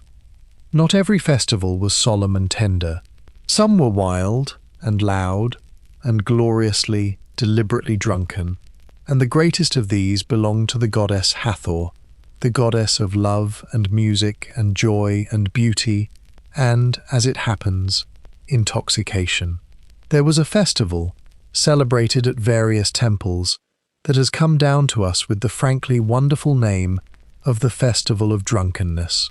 And it was exactly what it sounds like, though with a deep religious meaning underneath the revelry. On this festival, people drank, heavily, deliberately, ritually, to the point of passing out. And this was not disgraceful. It was worship. The festival was rooted in one of the great myths of Egypt, the story of how the goddess Hathor, in a fearsome aspect as the lioness Sekhmet, was sent to punish humankind and grew so bloodthirsty that she threatened to destroy the whole human race. To stop her, the gods dyed a vast quantity of beer red, to look like blood, and flooded a field with it. The raging goddess, thinking it was blood, drank it all down, became gloriously drunk, fell asleep, and woke up calm and gentle again, her fury forgotten. Humanity was saved by beer. It is possibly the best origin story any festival has ever had. And so, to commemorate this, and to invoke the goddess in her joyful, pacified, loving form, people drank. They gathered at the temple, they drank great quantities of beer and wine, they made music and danced, and they drank themselves into unconsciousness. And then, the idea went, in that deep, intoxicated sleep, one might draw close to the goddess, might commune with the divine, might be woken by the sound of drums to a fresh encounter with Hathor in her gentlest, most loving form. Now, I am not, I should say, recommending any of this as a wind-down strategy for tonight, and I feel the goddess would understand. But there is something fascinating and rather healthy in a culture that could take joy, and even intoxication, and weave it into the sacred, rather than treating pleasure as automatically sinful or shameful. The Egyptians did not see the enjoyment of life as opposed to religion, feasting and drinking and music and dancing, and the sheer delight of being alive. These were themselves ways of honoring the gods who had made the world so rich. Joy was holy. Pleasure, in its place, was worship. Wine, too, had its place, alongside the everyday beer. Wine was more of a luxury, drunk by the wealthy and at festivals, made from grapes grown in the vineyards of the Delta and elsewhere, stored in jars carefully labelled with the vintage and the vineyard and the year, so that a connoisseur could know exactly what he was drinking. The Egyptians appreciated a good wine and a good year, and the finer jars were prized. At a great festival, the wine flowed alongside the beer, and the music played, and the people gave themselves over to celebration. For the men and women of Deir el-Medina, these joyful festivals were part of the rhythm of the year, bright poles of celebration around which ordinary life turned, days when the work stopped, and the rations swelled, and the beer and wine flowed, and there was music and dancing and the deep, human release of a community letting go together. Days of joy, sanctioned and sacred and shared. And is that not, in the end, a wise way to build a year, to lace it not only with rest but with joy? To make room, formally, in the sacred structure of time itself, for celebration, for music, for the release of drink and dance, for the simple, sacred delight of being alive among your people. The Egyptians thought so. And who are we, with our thin, scattered holidays and our lonely weekends, to say they were wrong? Let that image of the temple filled with music and drink and dancing, the joyful goddess honoured through delight, settle gently in the dark. We turn now to the great engine that governed all of Egyptian life, the river itself and its yearly flood. To understand why the Egyptians could rest so much, you have to understand the river, because everything in Egypt, absolutely everything, flowed from the Nile. The Nile made Egypt. Without it, the whole land would be nothing but desert, an extension of the vast dead Sahara. But the river ran through it, a green ribbon of life in an ocean of sand, and along its banks a civilization flowered and endured for thousands of years. And the Nile did something no other river the Egyptians knew of did. Every single year, with astonishing reliability, it flooded. In the height of summer, swollen by the distant rains falling far to the south in the highlands of Africa, though the Egyptians did not know that was the cause and had their own sacred explanations, the river rose. It swelled and spread and overflowed its banks, spilling out across the flat floodplain, covering the fields in water. And when, weeks later, the flood receded, it left behind something miraculous, a fresh layer of rich, black, fertile silt, spread across the land like a gift, renewing the soil year after year after year. This yearly flood was the heartbeat of Egypt. It was so central that the Egyptians organized their entire calendar around it, dividing the year into 3 great seasons defined by the river. First came the season of the inundation, when the flood covered the land. Then came the season of the emergence, the growing season, when the waters had receded and the crops were planted in the fresh, wet silt and grew green. And finally the season of the harvest, the dry, hot time, when the crops were gathered in and the land baked, waiting for the flood to come again and renew the cycle. Now here is the crucial point for our story. During the season of the inundation, when the fields were underwater, the ordinary agricultural work of the country simply stopped. You cannot plough a flooded field. You cannot plant underwater. So for those weeks, and sometimes months, a huge portion of the population, the farmers who made up the bulk of Egypt, found their normal work suspended by the river itself. The land rested, and to a degree, so did they. This flood season shaped everything. It was during these weeks, when farm labor was impossible, that the state could draw on the population for its great projects, its building works, its monuments, because the people were free from the fields. And it was during these times too that ordinary life took on a different rhythm, a season apart, when the waters ruled and the usual round of work was set aside. For the specialist craftsmen of Deir el-Medina, the connection to the flood was less direct, because they were not farmers, and their work in the tombs went on year-round. But they lived inside the same sacred calendar, the same rhythm of seasons, the same deep understanding that the year was not a flat, uniform stretch of identical working days, but a living cycle of rise and fall, flood and growth and harvest, effort and rest, given by the river and the gods. There is something profoundly restful in living by a rhythm like that. A rhythm not of your own frantic making, but given, ordained, larger than you, as reliable as the stars. The flood will come, the waters will rise, and rest the land, and renew it, and recede. The crops will grow, the harvest will be gathered, and then it will all begin again, as it has for 1,000 years, as it will for 1,000 more. To live inside a cycle like that is to be held by something vast and dependable, to be freed from the illusion that everything depends on your own endless striving. We have largely lost that too in our climate-controlled, artificially lit, seasonless modern lives, where every day can be made to look like every other and the natural rhythms are paved over.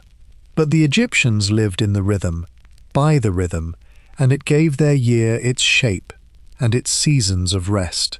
Let that image of the great river rising to flood the fields and renew the land settle gently in the dark. We turn now to the great myth, the one about who actually built the pyramids, and to the truth that has surprised so many people. Now we must gently, and once and for all, dismantle one of the most persistent myths in all of popular history. Because when most people picture the building of Egypt's great monuments, the pyramids above all, they picture something specific and something wrong. They picture vast masses of slaves, whipped and driven, dragging enormous stones under a cruel sun, dying in their thousands, a scene of pure misery and oppression. It is a powerful image.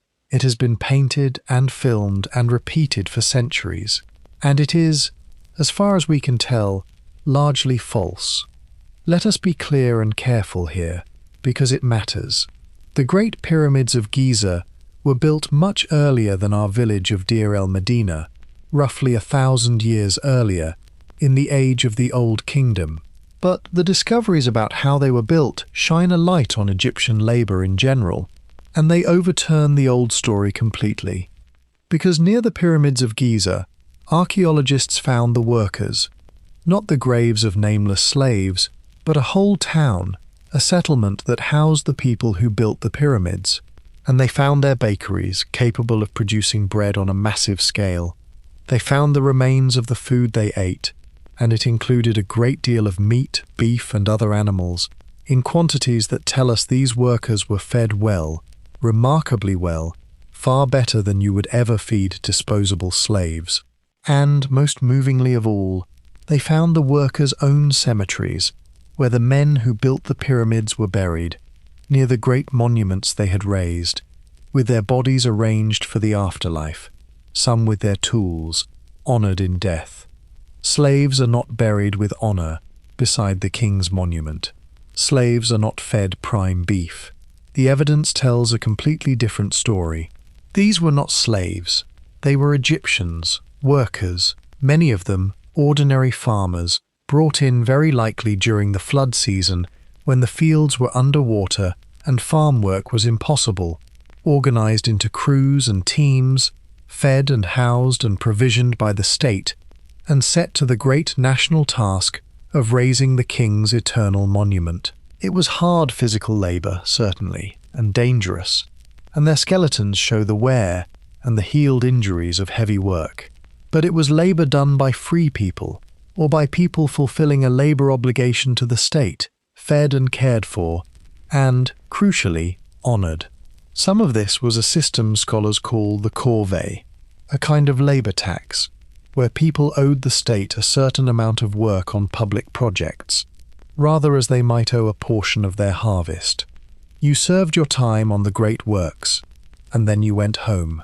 It was an obligation, yes, but it was not slavery, and it was woven into the reciprocal relationship between the people and the state and the god-king, who, in the Egyptian understanding, kept the whole cosmos in order, and the river flowing and the land fertile in return. Why does this matter for our story of rest and work? Because it completes the picture. The Egyptian relationship to labor was not one of pure brutal exploitation of masses of slaves worked to death.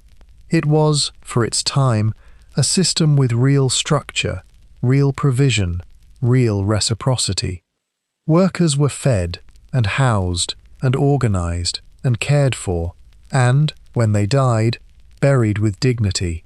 Even on the greatest and hardest projects, the workers were people, valued and provisioned, not disposable flesh.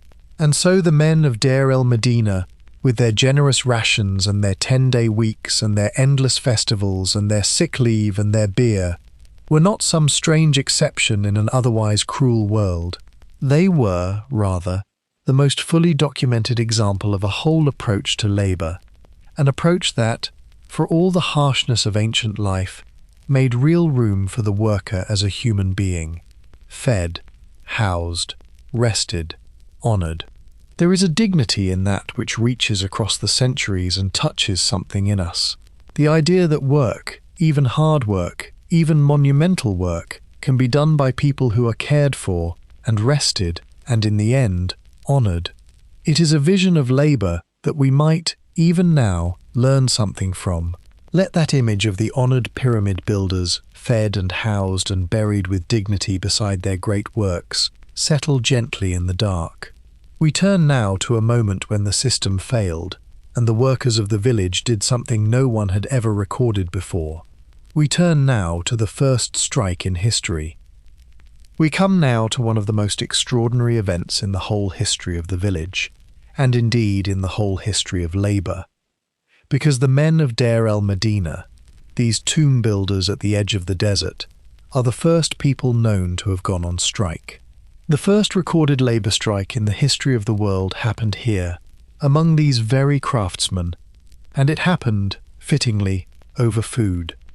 It was during the reign of the pharaoh Ramesses III, in a time when Egypt, though still grand, was beginning to feel strains, when the administration was creaking a little, and the great empire was not quite what it had been. And the strain reached the village in the most direct way possible. The rations stopped coming, or rather, they came late and short, again and again. The grain that was the workers' wage, their food, their livelihood, their right, did not arrive on time. The men and their families faced hunger. Now, remember what we established. These were not slaves. They understood their rations as the agreed price of their labor, owed to them, a contract, in effect, between themselves and the state. And when that contract was broken, when the food they had earned did not come, they did something remarkable. They stopped work. And more than that, they organized, and they protested, and they marched. The records tell us that the workmen downed their tools and left their posts. They gathered. They marched to the mortuary temples on the West Bank, the great temples where the grain was stored and the administration sat. And they staged what we would absolutely recognize today as a protest, a demonstration, a sit-in. They occupied the temple precincts. They refused to leave. They cried out that they were hungry, that they had no food, and they demanded what was owed to them. There is a phrase recorded, a cry from the men, that they had come here driven by hunger and thirst, that they had no clothing, no oil, no fish, no vegetables, and they called on the authorities to report their plight to the pharaoh himself.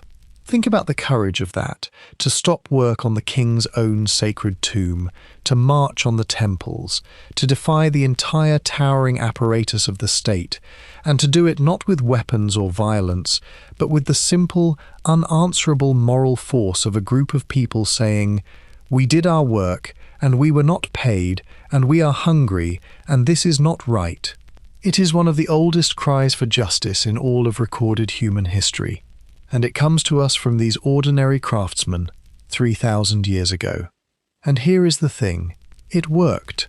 Not perfectly, not instantly, and the problem of late rations recurred more than once, requiring more than one protest. But the strikes got results. The authorities, faced with this determined, organized, righteous refusal, scrambled to find the grain, to pay what was owed, to satisfy the men and get them back to work.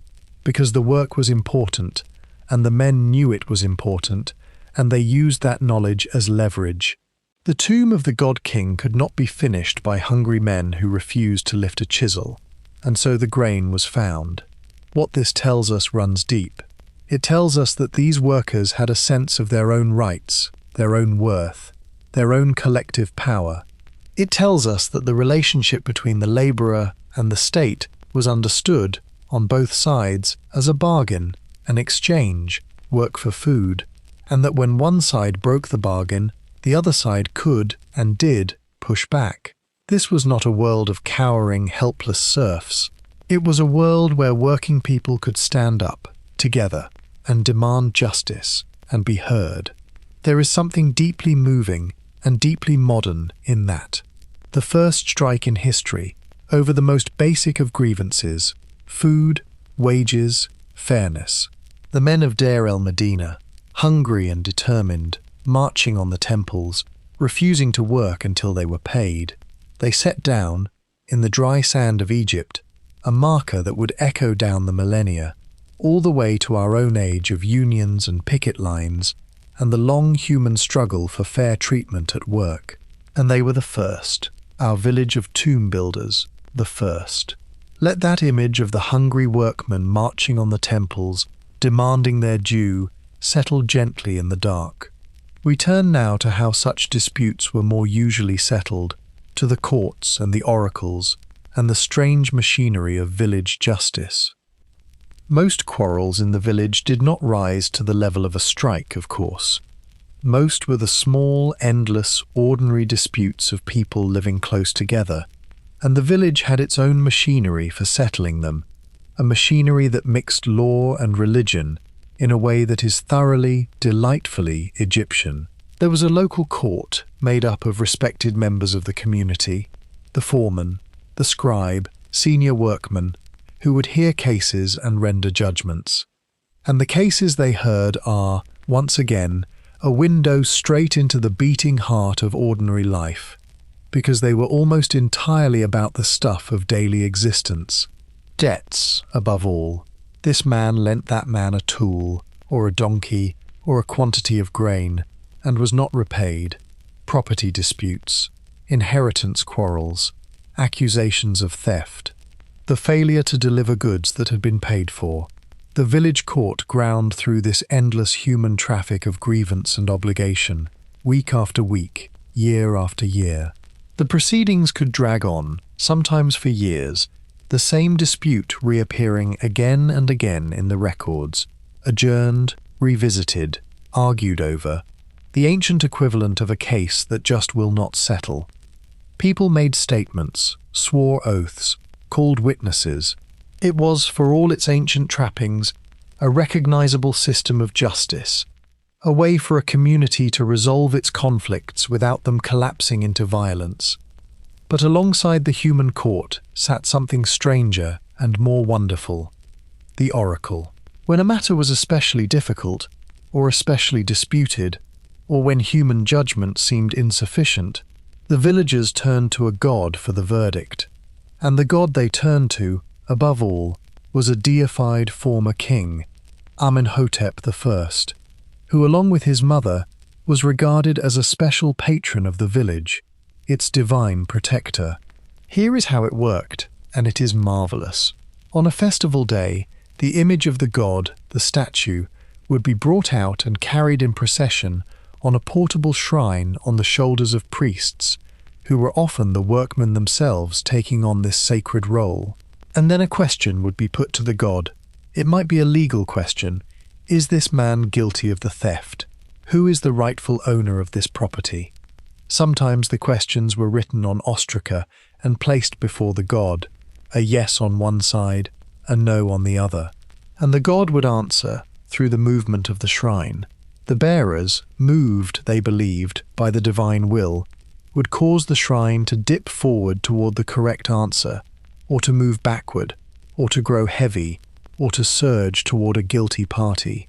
The movement of the god's boat was the voice of the god, and the verdict was divine. Now, the skeptical modern mind will immediately wonder how much the bearers, consciously or not, shaped the answer. And that is a fair question, and probably part of the truth.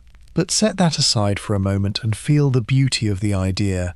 A community that, when its own human judgment reached its limits, could appeal to something higher, could place a hard question in the hands of a god and accept the answer, could bind itself together around a shared sacred authority. It gave disputes a resolution that everyone could accept, because it came not from a fallible neighbor, but from the divine. The oracle handled everything from serious legal cases to smaller anxieties. Should I take this journey? Is this the cause of my misfortune? Which of these 2 donkeys should I buy?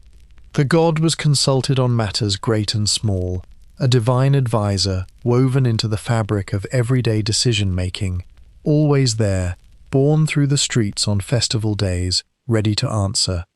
So justice in the village was a rich weave of the human and the divine, the practical court and the sacred oracle, working side by side.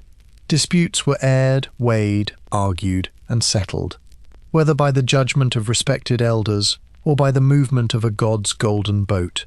It was a world that took fairness seriously, that gave people ways to resolve their conflicts, that held itself together through law and faith intertwined. Let that image of the god's shrine dipping to deliver its verdict settle gently in the dark. We turn now from the public world of work and courts to the private world of home, to the little houses of the village and the life that filled them. Let us go home now, into one of those little white houses on the narrow street, and see what a workman's home was actually like, because the domestic world of Deir el-Medina is preserved for us in wonderful detail, and it is a warm and human place.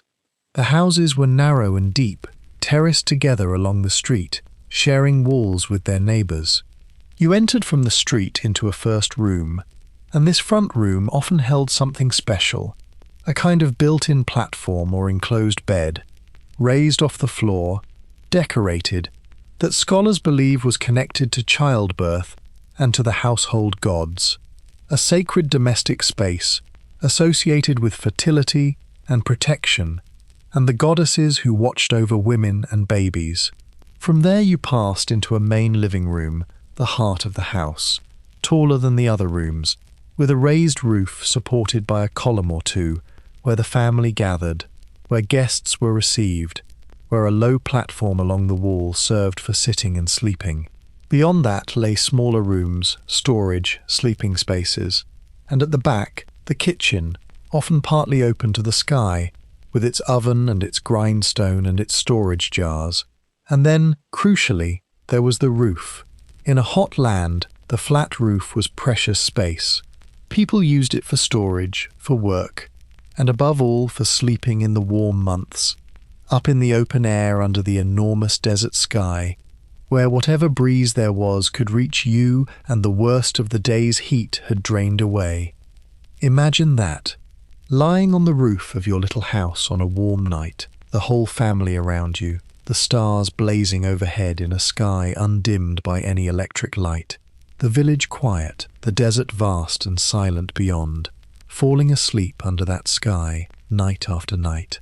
There are worse ways to live.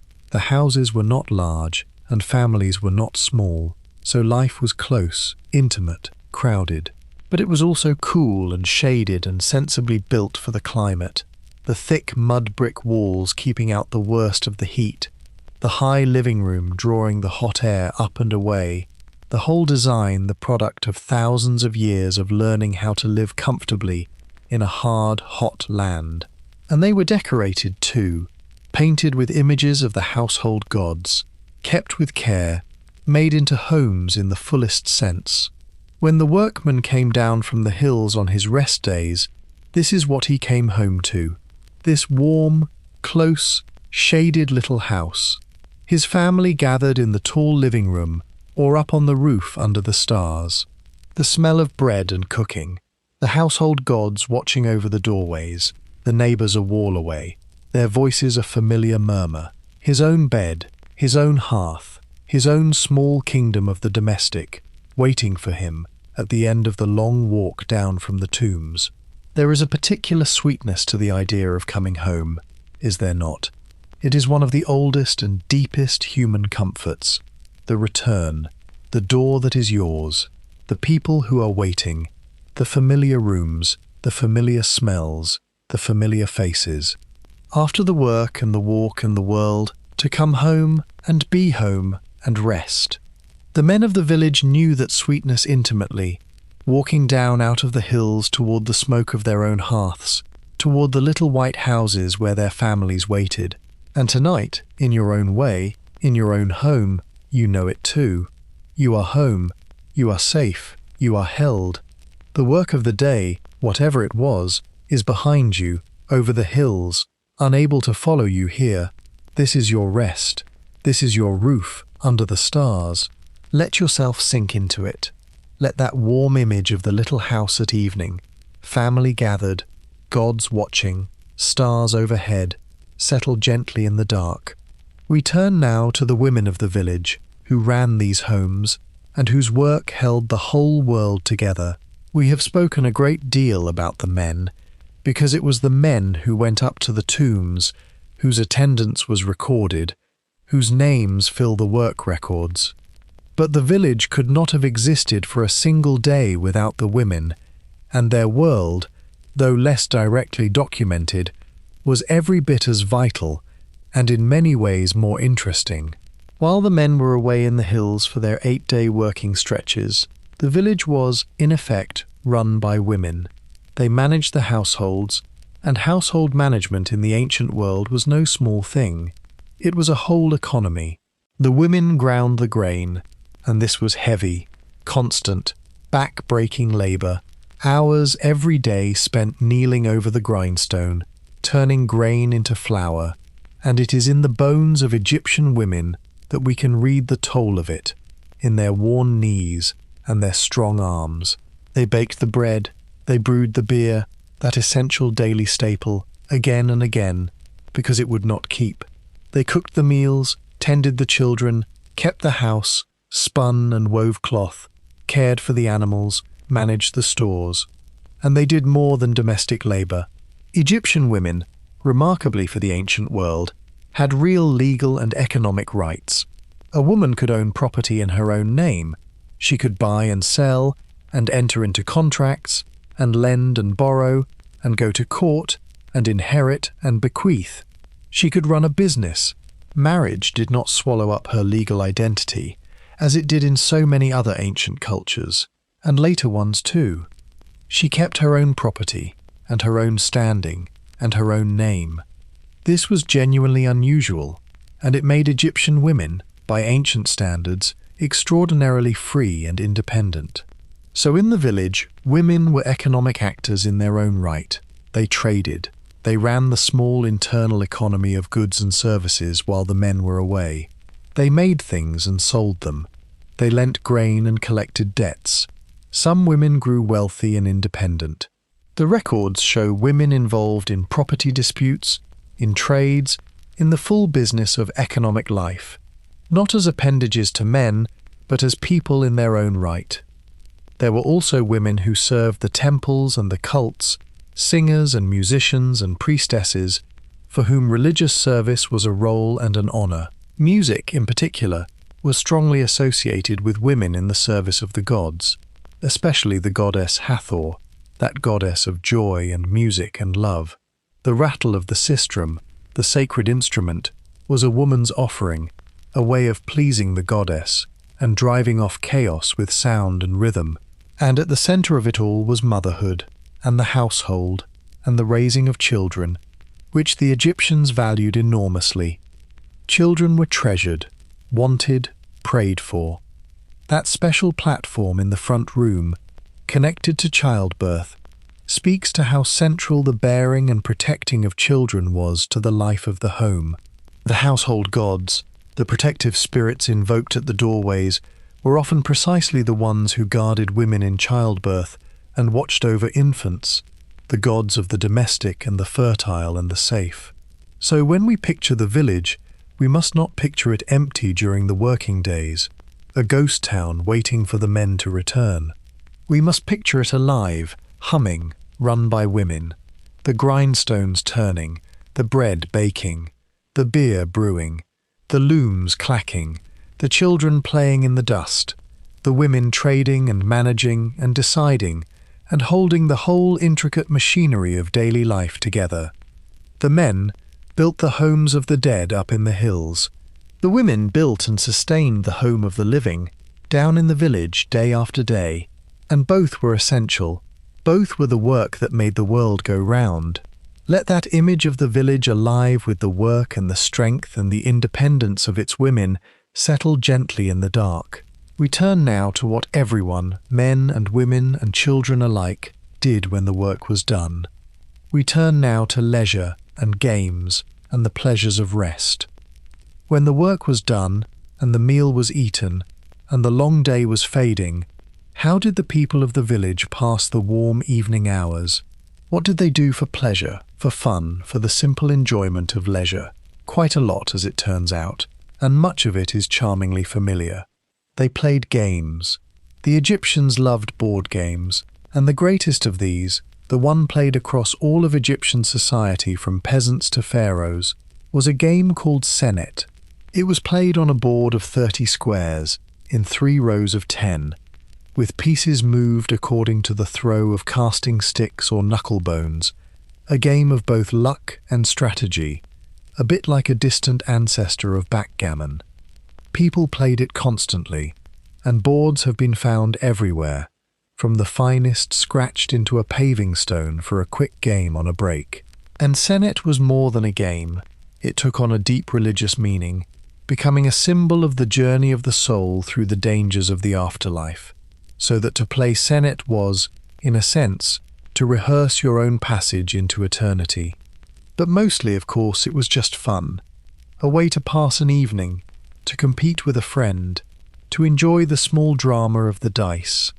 They made music. Music was everywhere, in Egyptian life, sacred and secular alike. There were harps and lyres and lutes and flutes and pipes and drums and the rattling sistrum and clappers and the human voice raised in song. At festivals, at feasts, in the temples, and surely in the ordinary evenings of ordinary homes, people made music and sang and listened.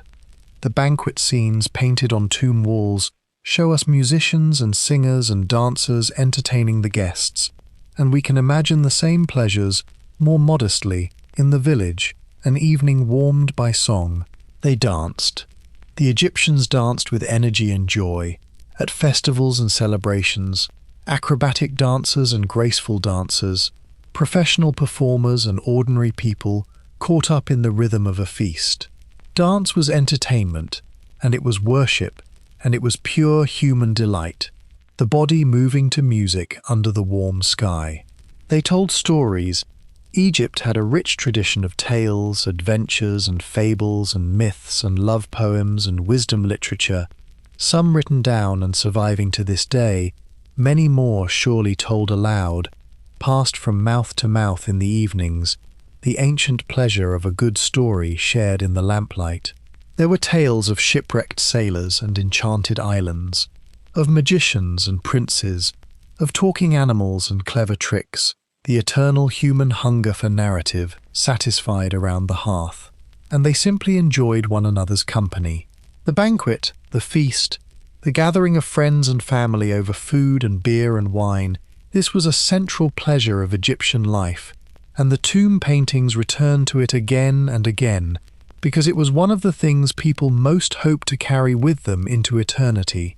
Good food, good drink, good music, good company. The elegant guests in their fine linen, garlanded with flowers, cones of scented fat melting on their heads to perfume the air, servants offering wine, musicians playing, the whole warm sociable pleasure of a party. The villagers would have enjoyed humbler versions of the same, and enjoyed them no less. What strikes you looking at all of this is how much the Egyptians valued pleasure and enjoyment and the good things of life. They were not grim, they were not joyless. They worked, yes, and worked hard, but they also played and sang and danced and feasted and gamed and told stories and enjoyed their families and their friends and their beer and their warm evenings under the stars. They understood that life was not only labour, that rest and joy and play were not indulgences to be ashamed of, but essential parts of a life well lived. There is real wisdom in that balance, the balance we have so often lost. Work and then rest, labour and then joy, effort and then the board game in the evening light, the song, the shared meal, the story in the lamplight. The men and women of the village lived that balance, and it made their hard ancient lives rich and warm and human. Let that image of the warm evening, the senet board, the music, the shared story, settle gently in the dark. Return now to the gods who lived not in the great temples but in the home, the small and intimate deities of the doorstep and the hearth. The great gods of Egypt, the ones we know best, Amun and Ra and Osiris and Isis lived in enormous temples, served by priests, brought out only on festival days. But the ordinary people of the village had their own gods, closer, humbler, more intimate, the household deities who lived right there in the home, at the doorstep and the hearth and the bedside, watching over the small daily business of living. And these are, in many ways, the most endearing gods of all. Chief among them was a strange and wonderful pair. First, the god Bes, and there was no god quite like Bes. He was depicted not as a graceful, idealized figure, but as a squat, bandy-legged, bearded dwarf, with a lion's mane and a protruding tongue, and a slightly comical, ferocious face. He was, by the standards of Egyptian art, ugly, and he was meant to be, because his ugliness was his power. Bes was a protector, a guardian of the home, and especially of women in childbirth, and of children, and of sleep. His frightful face scared away the evil spirits and the dangers of the night. People wore his image as amulets, painted him on their furniture and their walls and their headrests, invoked him at births, trusted him to guard the vulnerable hours of darkness. He was a friendly monster, a household guardian, beloved precisely because he was funny-looking and fierce and on your side. Alongside him was the goddess Taweret, and she too was gloriously unusual. She had the body of a pregnant hippopotamus, standing upright, with the limbs of a lion and the back of a crocodile, a fearsome combination. And like Bes, she was a protector of women in pregnancy and childbirth, a fierce guardian of mothers and infants in their most vulnerable moments. The hippopotamus, a dangerous and powerful animal, made a fitting form for a goddess who would ferociously defend the ones she guarded.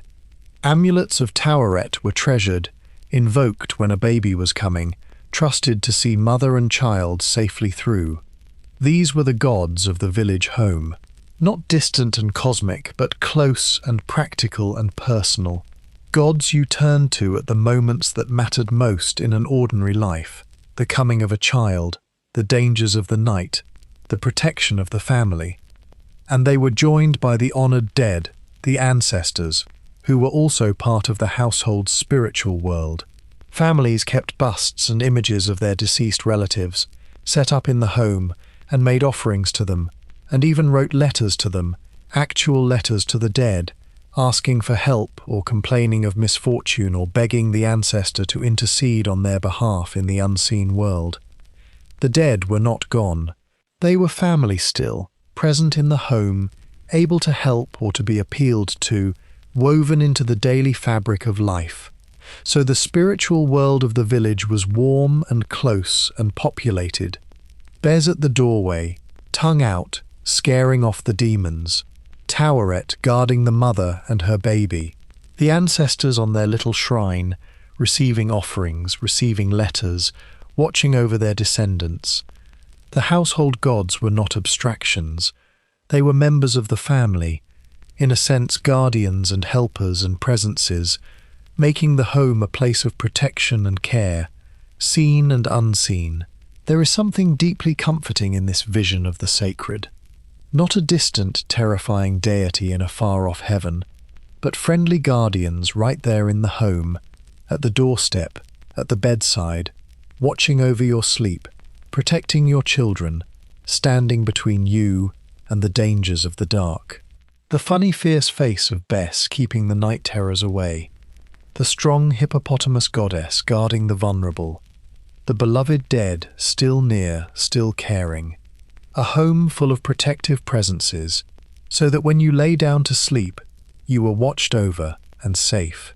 May you feel a little of that tonight. Watched over, safe, guarded through the dark hours. You may not have Bes at your doorway, but you have your own safety, your own warm and protected place, your own quiet guardians of one kind or another. Let yourself feel held and safe, as the villagers did, in the friendly dark. Let that image of the household gods, the fierce, funny guardians of home and sleep, settle gently in the dark. We turn now to the end of a life, to growing old in the village, and to the strange and beautiful economy of the afterlife. What became of a workman when he grew too old to climb the path into the hills, too worn to wield the chisel, his hands stiff and his back bent by a lifetime of labor? The village had ways of caring for its old, and the whole culture had, at its very center, a preoccupation that shaped every life from birth to death and beyond, the afterlife. Old age itself was honored. To reach old age in the ancient world was an achievement, a sign of a life well lived and the favor of the gods. And the Egyptians spoke of reaching a great age as a blessing, hoping to attain many years. The elderly were respected and cared for by their families, and a son was expected to look after his aged parents and to see to their proper burial, that most sacred of duties. Positions and property passed down the generations, and an old craftsman might see his son take up his tools and his place in the gang, the work continuing, the family enduring. But it is the afterlife that truly dominated the Egyptian imagination, and understanding it explains so much about these people, including why a village of tomb builders spent their own free time building tombs. Because for the Egyptians, death was not the end, and the tomb was not a grave in our grim sense. Death was a passage, a transition into another life, a continuation, and the tomb was the equipment for that passage, the vessel and the home for eternity. To live forever, in the Egyptian understanding, you needed several things. You needed your body preserved, which is why they developed the elaborate art of mummification, drying and preserving the body so the soul would have a home to return to. You needed a tomb, a house for eternity, ideally decorated with the images and texts that would sustain and protect you in the next world. You needed provisions, food and drink and goods for the afterlife, provided through offerings and through the magical images of plenty painted on the walls. You needed your name preserved and spoken, for to be remembered, to have your name endure, was itself a form of continued existence, and to be forgotten was a kind of second and final death.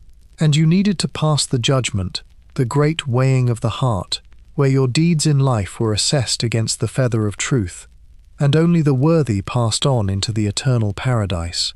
So the craftsmen of Deir el-Medina, who spent their working lives building this eternal equipment for kings, understood better than anyone how much it mattered, and they wanted it for themselves.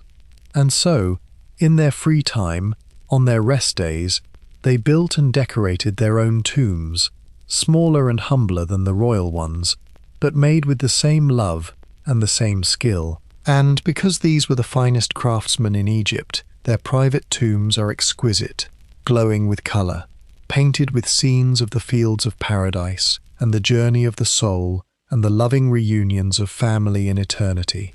Think of what that meant for how they lived, to build your own eternal home with your own hands, to prepare, carefully, lovingly, over years, for the great journey that everyone must take, to face death not with blank terror, but with preparation, with hope, with the confidence that a good life and a well-made tomb and a preserved name would carry you through into an eternity of the things you loved, the family, the feasts, the fields, the sunlight.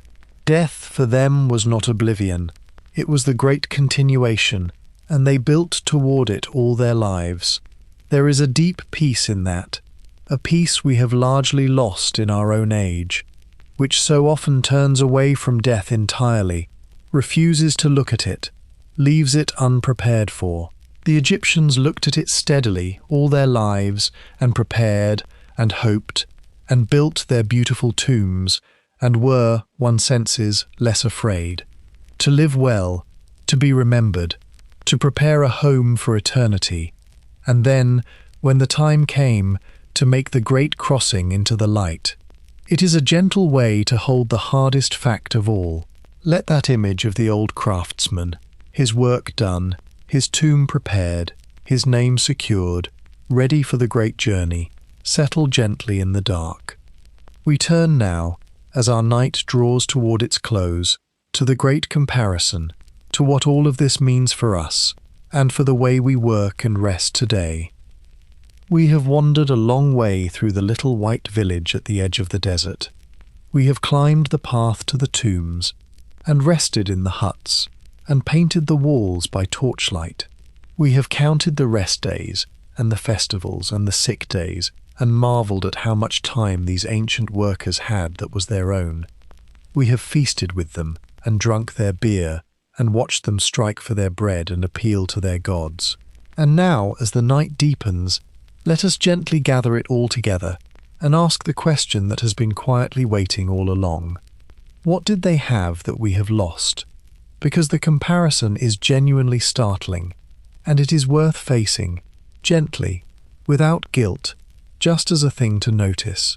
The men of Deir el-Medina worked a 10-day week with 2 days off, and then took perhaps a third of the entire year, or more, as festivals and rest and holy days, on top of sick leave that did not cost them their wages, on top of a midday rest every single working day, in a job that had clear edges and could not follow them home.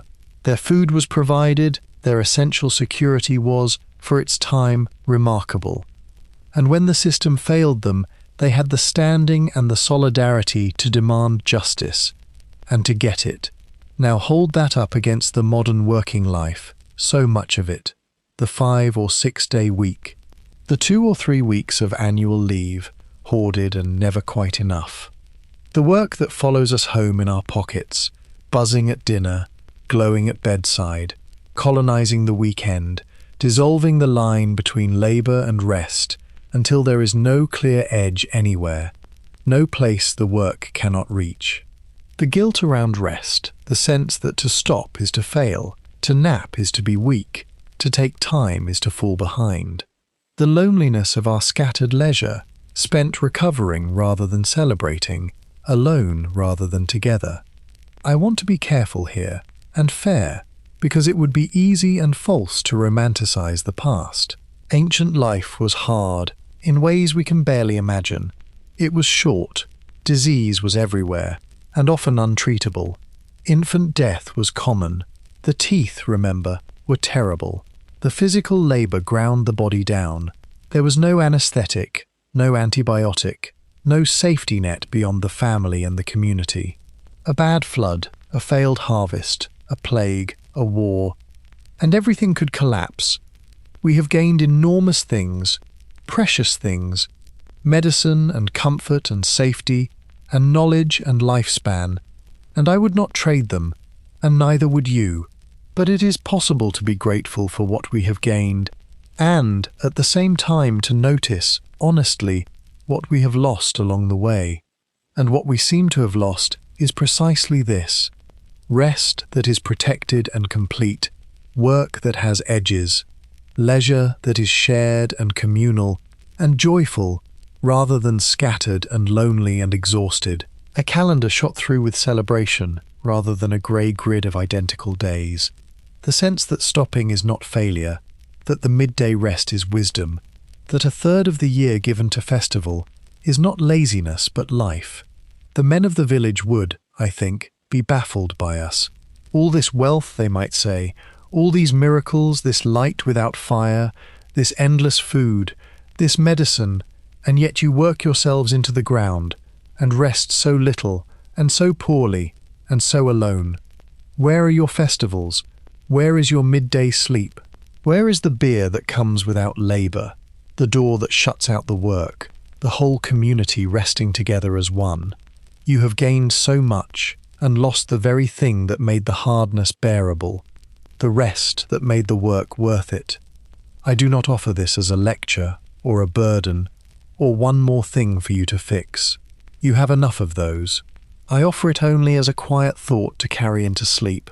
That rest is not a failure, that you are allowed to stop, that the ancient builders of eternity, the makers of the mightiest monuments the world has ever seen, worked less than you, and rested more, and were not ashamed of it, and built things that lasted for thousands of years. Perhaps the rest was part of the strength. Perhaps it always is. Let that great gentle comparison and the permission it offers, settle softly in the dark. We turn now, as the last of the night draws in, toward sleep itself, and toward the long, slow drift into rest. Let us return, one last time, to the village, and let us watch it fall asleep, as we too are falling asleep, the two of us, the ancient world and the modern, drifting down toward rest together. The sun has long set behind the western hills. The great heat of the day has drained away, and a coolness has crept in across the desert, that swift, clean chill of the desert night. The little white houses, which glowed golden in the evening light, are dark now, or lit only by the last low flames of a lamp here and there, a soft amber glow behind a doorway. The narrow street is quiet. The day's work is over. The meals are eaten. The beer jars are empty. The games are put away. Up on the flat roofs, families are settling to sleep in the open air, as they do through the warm months, laying out their mats and their headrests beneath the vast desert sky. And what a sky it is! With no electric light for 1,000 miles, no glow of any city, the stars come out in their full ancient glory, more stars than most of us have ever seen. The whole shimmering river of the heavens spilled across the black. The constellations the Egyptians knew and named and wove into their myths burning clear and close. A father points out a star to a sleepy child. The great sky wheels slowly overhead. The night deepens. In the houses and on the roofs, the villagers lie down to rest. The workman, home from the hills, sinks into his own bed beside his wife, his tired body easing, his mind letting go of the day's carving and painting, the great tomb up in the valley forgotten now, left behind in the dark. The children are already asleep, sprawled and peaceful. The household gods keep their watch, bears at the doorway with his fierce, funny face, guarding against the terrors of the night. Toweret, watching over the mothers and the little ones. The ancestors are near, on their little shrine. All is protected, all is safe, all is quiet. The whole village exhales into sleep, the way it exhaled into rest on the days off, together, as one. The gang of the right and the gang of the left, the foreman and the scribe, the women who ground the grain and brewed the beer, the old craftsmen and the young apprentices, and the children who chased geese through the dust, all of them, now, sinking down into the deep water of sleep, the great nightly rehearsal of the final rest, the daily crossing into the dark, and, come morning, the daily return into the light. The Nile flows on in the darkness, wide and slow and eternal, as it has flowed for 1,000,000 years and will flow for 1,000,000 more, carrying the reflected stars on its black surface, moving through the sleeping land toward the distant sea. The hills stand silent against the sky.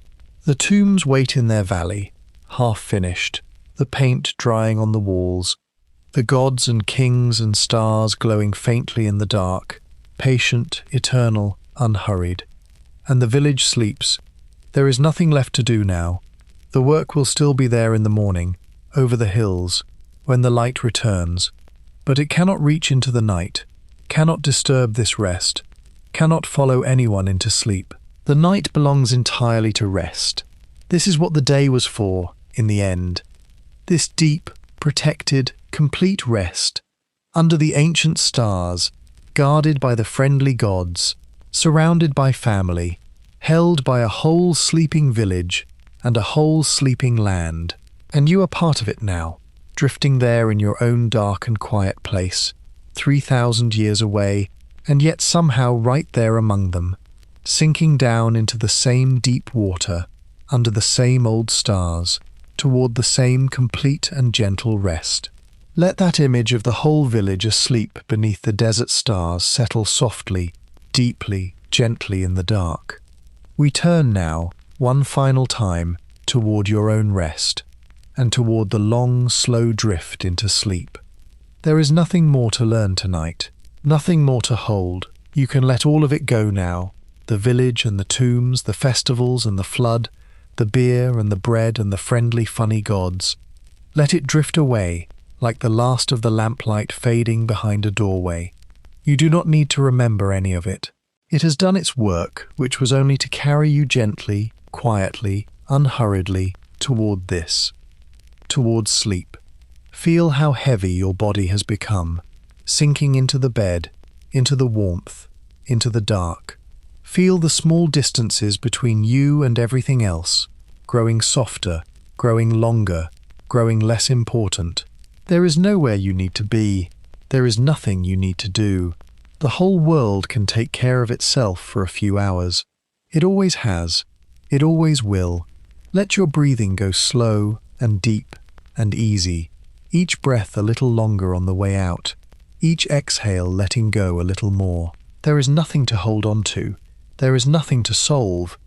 If a thought drifts by, let it drift on past, like a leaf on the slow green river, floating away downstream into the dark. Gone. The village is asleep. The stars are turning slowly overhead. The river flows on through the silent land. And you are drifting now, gently, softly, down and down, toward the deep, quiet water of sleep, where nothing can reach you, and nothing is required of you, and there is only rest, only warmth, only the soft, dark closing gently around you. You have done enough today. You are allowed to stop. You are allowed to rest, completely, the way the ancient builders rested, without guilt, without worry, without the work following you into the dark. This is your rest. You have earned it, as they earned theirs. Let yourself have it, fully, down and down, softer and softer, slower and slower. The lamp gutters low, the last light fades, the stars keep their quiet watch, and the whole warm, ancient, sleeping world holds you gently as you go. There is nothing left now but the quiet. Let the last words blur. Let the meaning loosen and fall away. Let my voice become just a soft, low sound in the dark. No longer something to follow, only something to drift beneath. Like the murmur of a river far off. Like wind moving over the desert at night. Gentle and endless, and asking nothing of you at all. The village sleeps beneath its stars. The river moves through the darkness.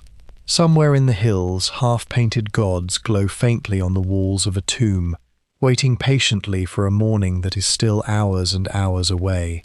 Everything is at rest. Everything is exactly where it should be. And so are you. Breathe slow. Breathe soft. Let each breath carry you a little further down, a little deeper into the warm, dark water, where thought dissolves and time goes soft, and there is only the rising and falling of your own quiet breath. Slower now, and slower still. You do not have to stay awake for the end. There is no end to stay awake for. Only this long, gentle drift, only this soft descent, only the deepening quiet, folding around you now like a blanket, like the dark, like sleep itself, coming for you at last, kindly and slowly and sweetly. Rest now, wherever you are. Let the ancient world keep watch while you sleep. Let the friendly gods guard your door. Let the old stars turn slowly overhead. There is nothing more to do. There is nowhere else to be. There is only rest, only quiet, only the soft, warm dark, and sleep and peace. Good night, traveller. Rest easy, sleep deep. I'll be here, somewhere in the quiet, when you wake.